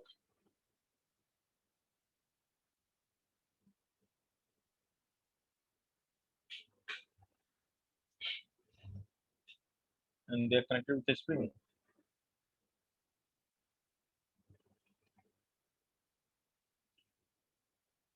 I'm calling this is M2, I'm calling this is M1. I'm just trying to generalize this, and you throw this with the velocity V2 in the beginning. So what is the maximum elongation? Formula is mu reduced mass by k. Oh, I mean for automation. This was the reduced mass, not the coefficient of friction. And the reduced mass is what? Product of mass upon summation.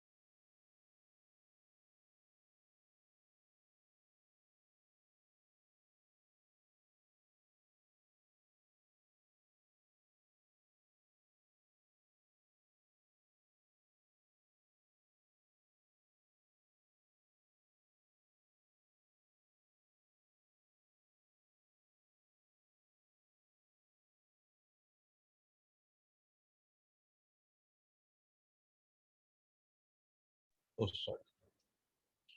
Again, I wasn't. Okay, once again, because I was on mute.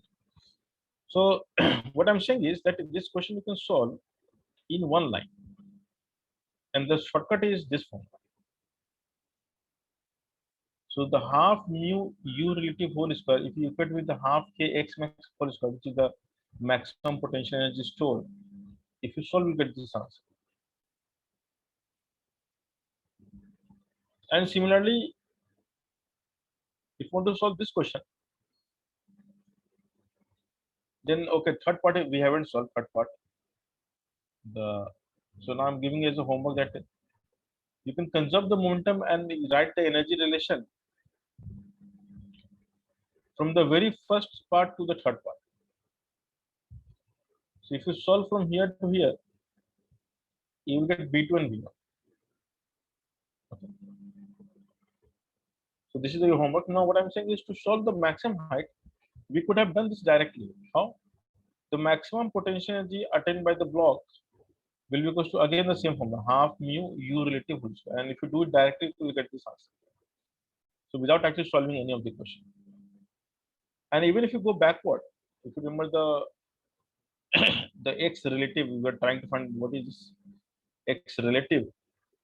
What I'm saying is you can do it again directly. The frictional losses fkx relative is again equals to the same form. And now why they are becoming equal, that's a different story altogether that I will discuss as a separate topic called analysis in the CM frame. So I will try to analyze everything in a center mass as a frame of reference. And from there we see that things are actually very interesting. So that we'll see separately. And that's a different topic actually. So you can see that one formula can solve variety of problems. And you can save time in the competition without actually going to calculation. You can do it mentally in one line. Okay. But what I will encourage is that try to solve by writing the conservation momentum, by writing the energy conservation, because that is fundamental. And these tricks will be for a very standard problem, not for the JE level problem. I mean, no, it's not like that. It may for JE level problem also, but to realize that it is applied or this can be used will be difficult for you in the examination hall. So if you know the fundamental, you know at least you can approach the problem. If you know these tricks, and if you can apply this trick the way you want, wherever you want, then it will become really powerful. You can solve this chapter faster than anybody else. So most of the question that we solve by long method, this formula will solve in seconds, 3 seconds, 4 seconds, and that's it. So now when to apply, when not to apply, that will be discussed separately. So I'm not going to indulge into those discussion as well.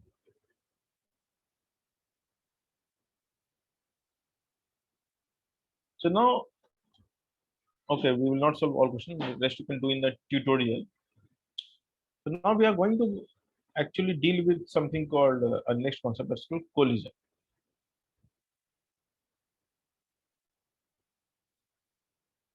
So before we wrap up this lecture, let's give you some theoretical aspect of collision. So what is collision? So it is an act of interaction in which impulsive forces are produced. So when two bodies interact, and if they're during the interaction, if the forces are impulsive, we give it a name called collision. So now the first question that you should answer is that is it necessary that collision must entail physical contact, or can we have collision from a distance or without the contact?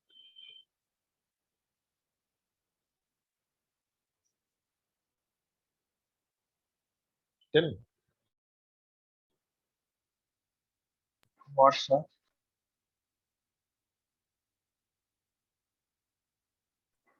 Hello, sir. Hello. Sir, Am I how can audible? you repeat? For collision, is it necessary that physical contact must be made, or can it happen without the contact? So no contact should be there. Pardon? So contact is none. So contact is necessary. Yes. Okay. So now what I said is collision is a phenomena in which two bodies interact very strongly for very short duration. In other words, collision is an event in which the force of interaction becomes impulsive.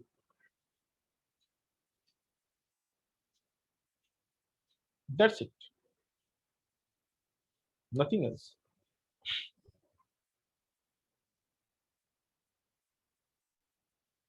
And therefore, the physical contact is not the criteria for the collision to occur.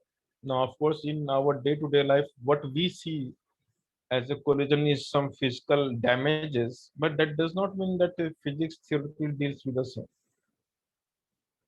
So the very famous example which does not involve the physical contact is called the Rutherford alpha scattering experiment. So in the Rutherford alpha scattering experiment, which I always explain here, that the alpha particle is bombarded, and the moment it reaches the gold foil atom, and the moment it goes beyond the atom to the nuclear dimension because of the high speed, the nuclear creates a very strong repulsive force. But the thing is, this force only acts when you come very close to nucleus. So at our level of thinking, you may say even that as contact, but theoretically there is no contact. And in fact, I have proved that many times that two atoms cannot touch each other. That's right. And if the two atoms will touch each other, then in that case the bond then becomes zero, isn't it?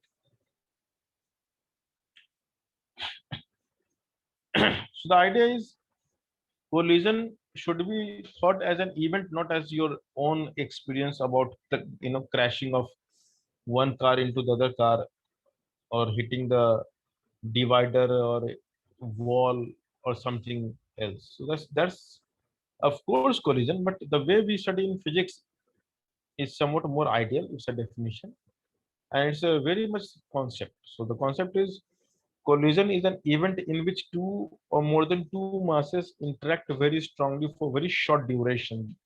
And if you remember the definition of impulsive force, that's exactly same.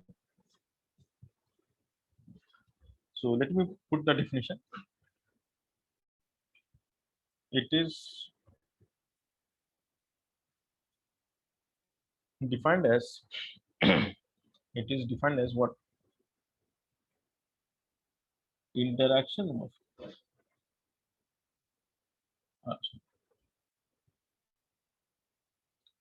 it is a phenomenon in which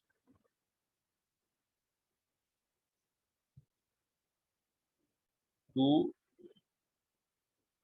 or more than two masses interact very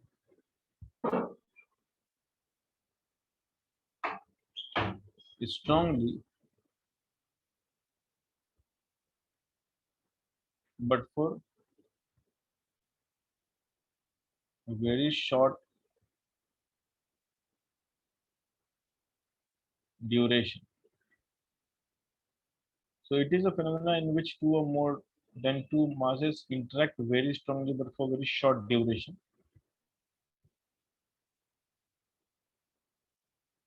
That is, in this case,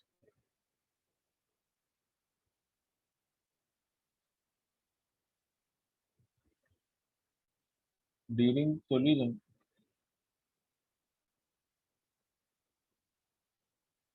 impulsive forces are developed.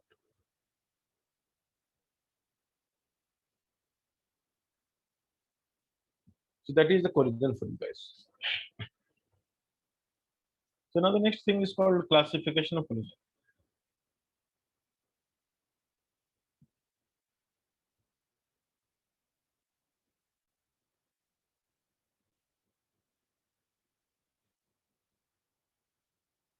So, so what are the classification of collision? How we classify? So there are two bases of classification that we generally study.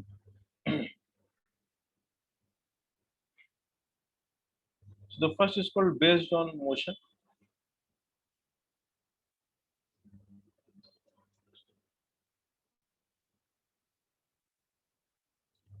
Another is called based on energy consideration.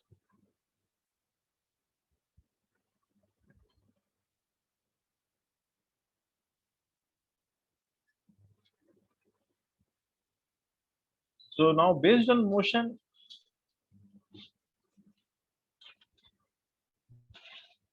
we have two further classification.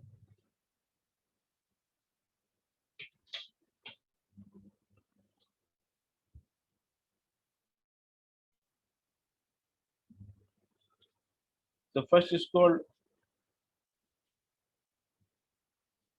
head-on collision, also called one-dimensional collision that we study.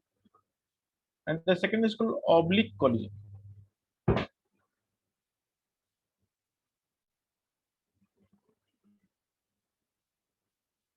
or we call it 2D collision. So based on energy, we have three classifications.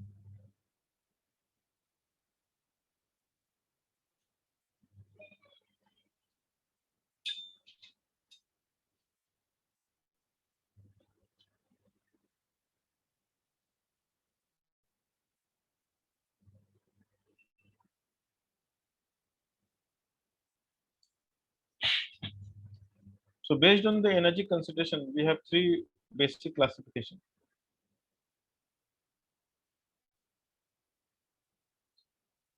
So first is called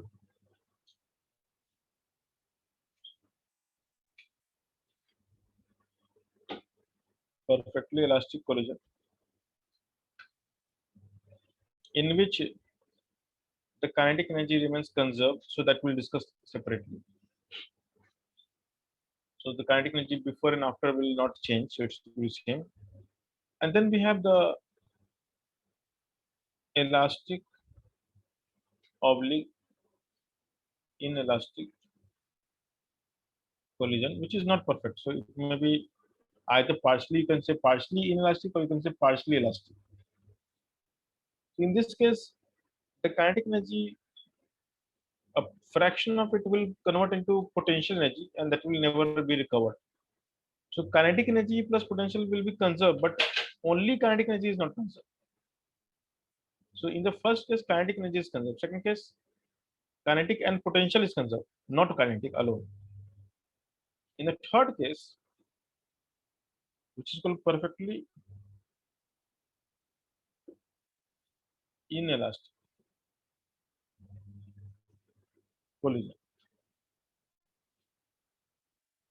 So again, that third case is again the same. The kinetic energy, a fraction of that will convert into potential, and that will never be retrieved back. So what is the difference between the second and the third? In the second case, a conversion will take place from potential back to kinetic, but not fully, only partially. And in the third case, there is no conversion from potential back to kinetic at all. So the difference is like this. In the first case, 100 kinetic, then it is possible that some will become potential. Let's say 40 become potential, K and P. But at the end of the collision, it will again be back to 100 K. In second, initial is 100 kinetic. During collision, let's say 60 is kinetic and 40 is potential. And afterward, you may have 80 kinetic and the 20 potential will be like permanently locked out. So this is like locking money, you cannot take it back. In the third case, the 100 is kinetic, let's say 60 kinetic and 40 potential, but it will remain the same forever. So it will not change. So this configuration will not have a back conversion. So potential will not converted back into kinetic. So there is no conversion at all. So Once it becomes potential, it will remain potential forever. So that's why we call it perfectly inelastic. So these three are the classification based on the energy consideration, and we'll discuss this in detail in the next lecture. Okay. So you can practice questions, and for Aditi, you will have a tutorial lecture on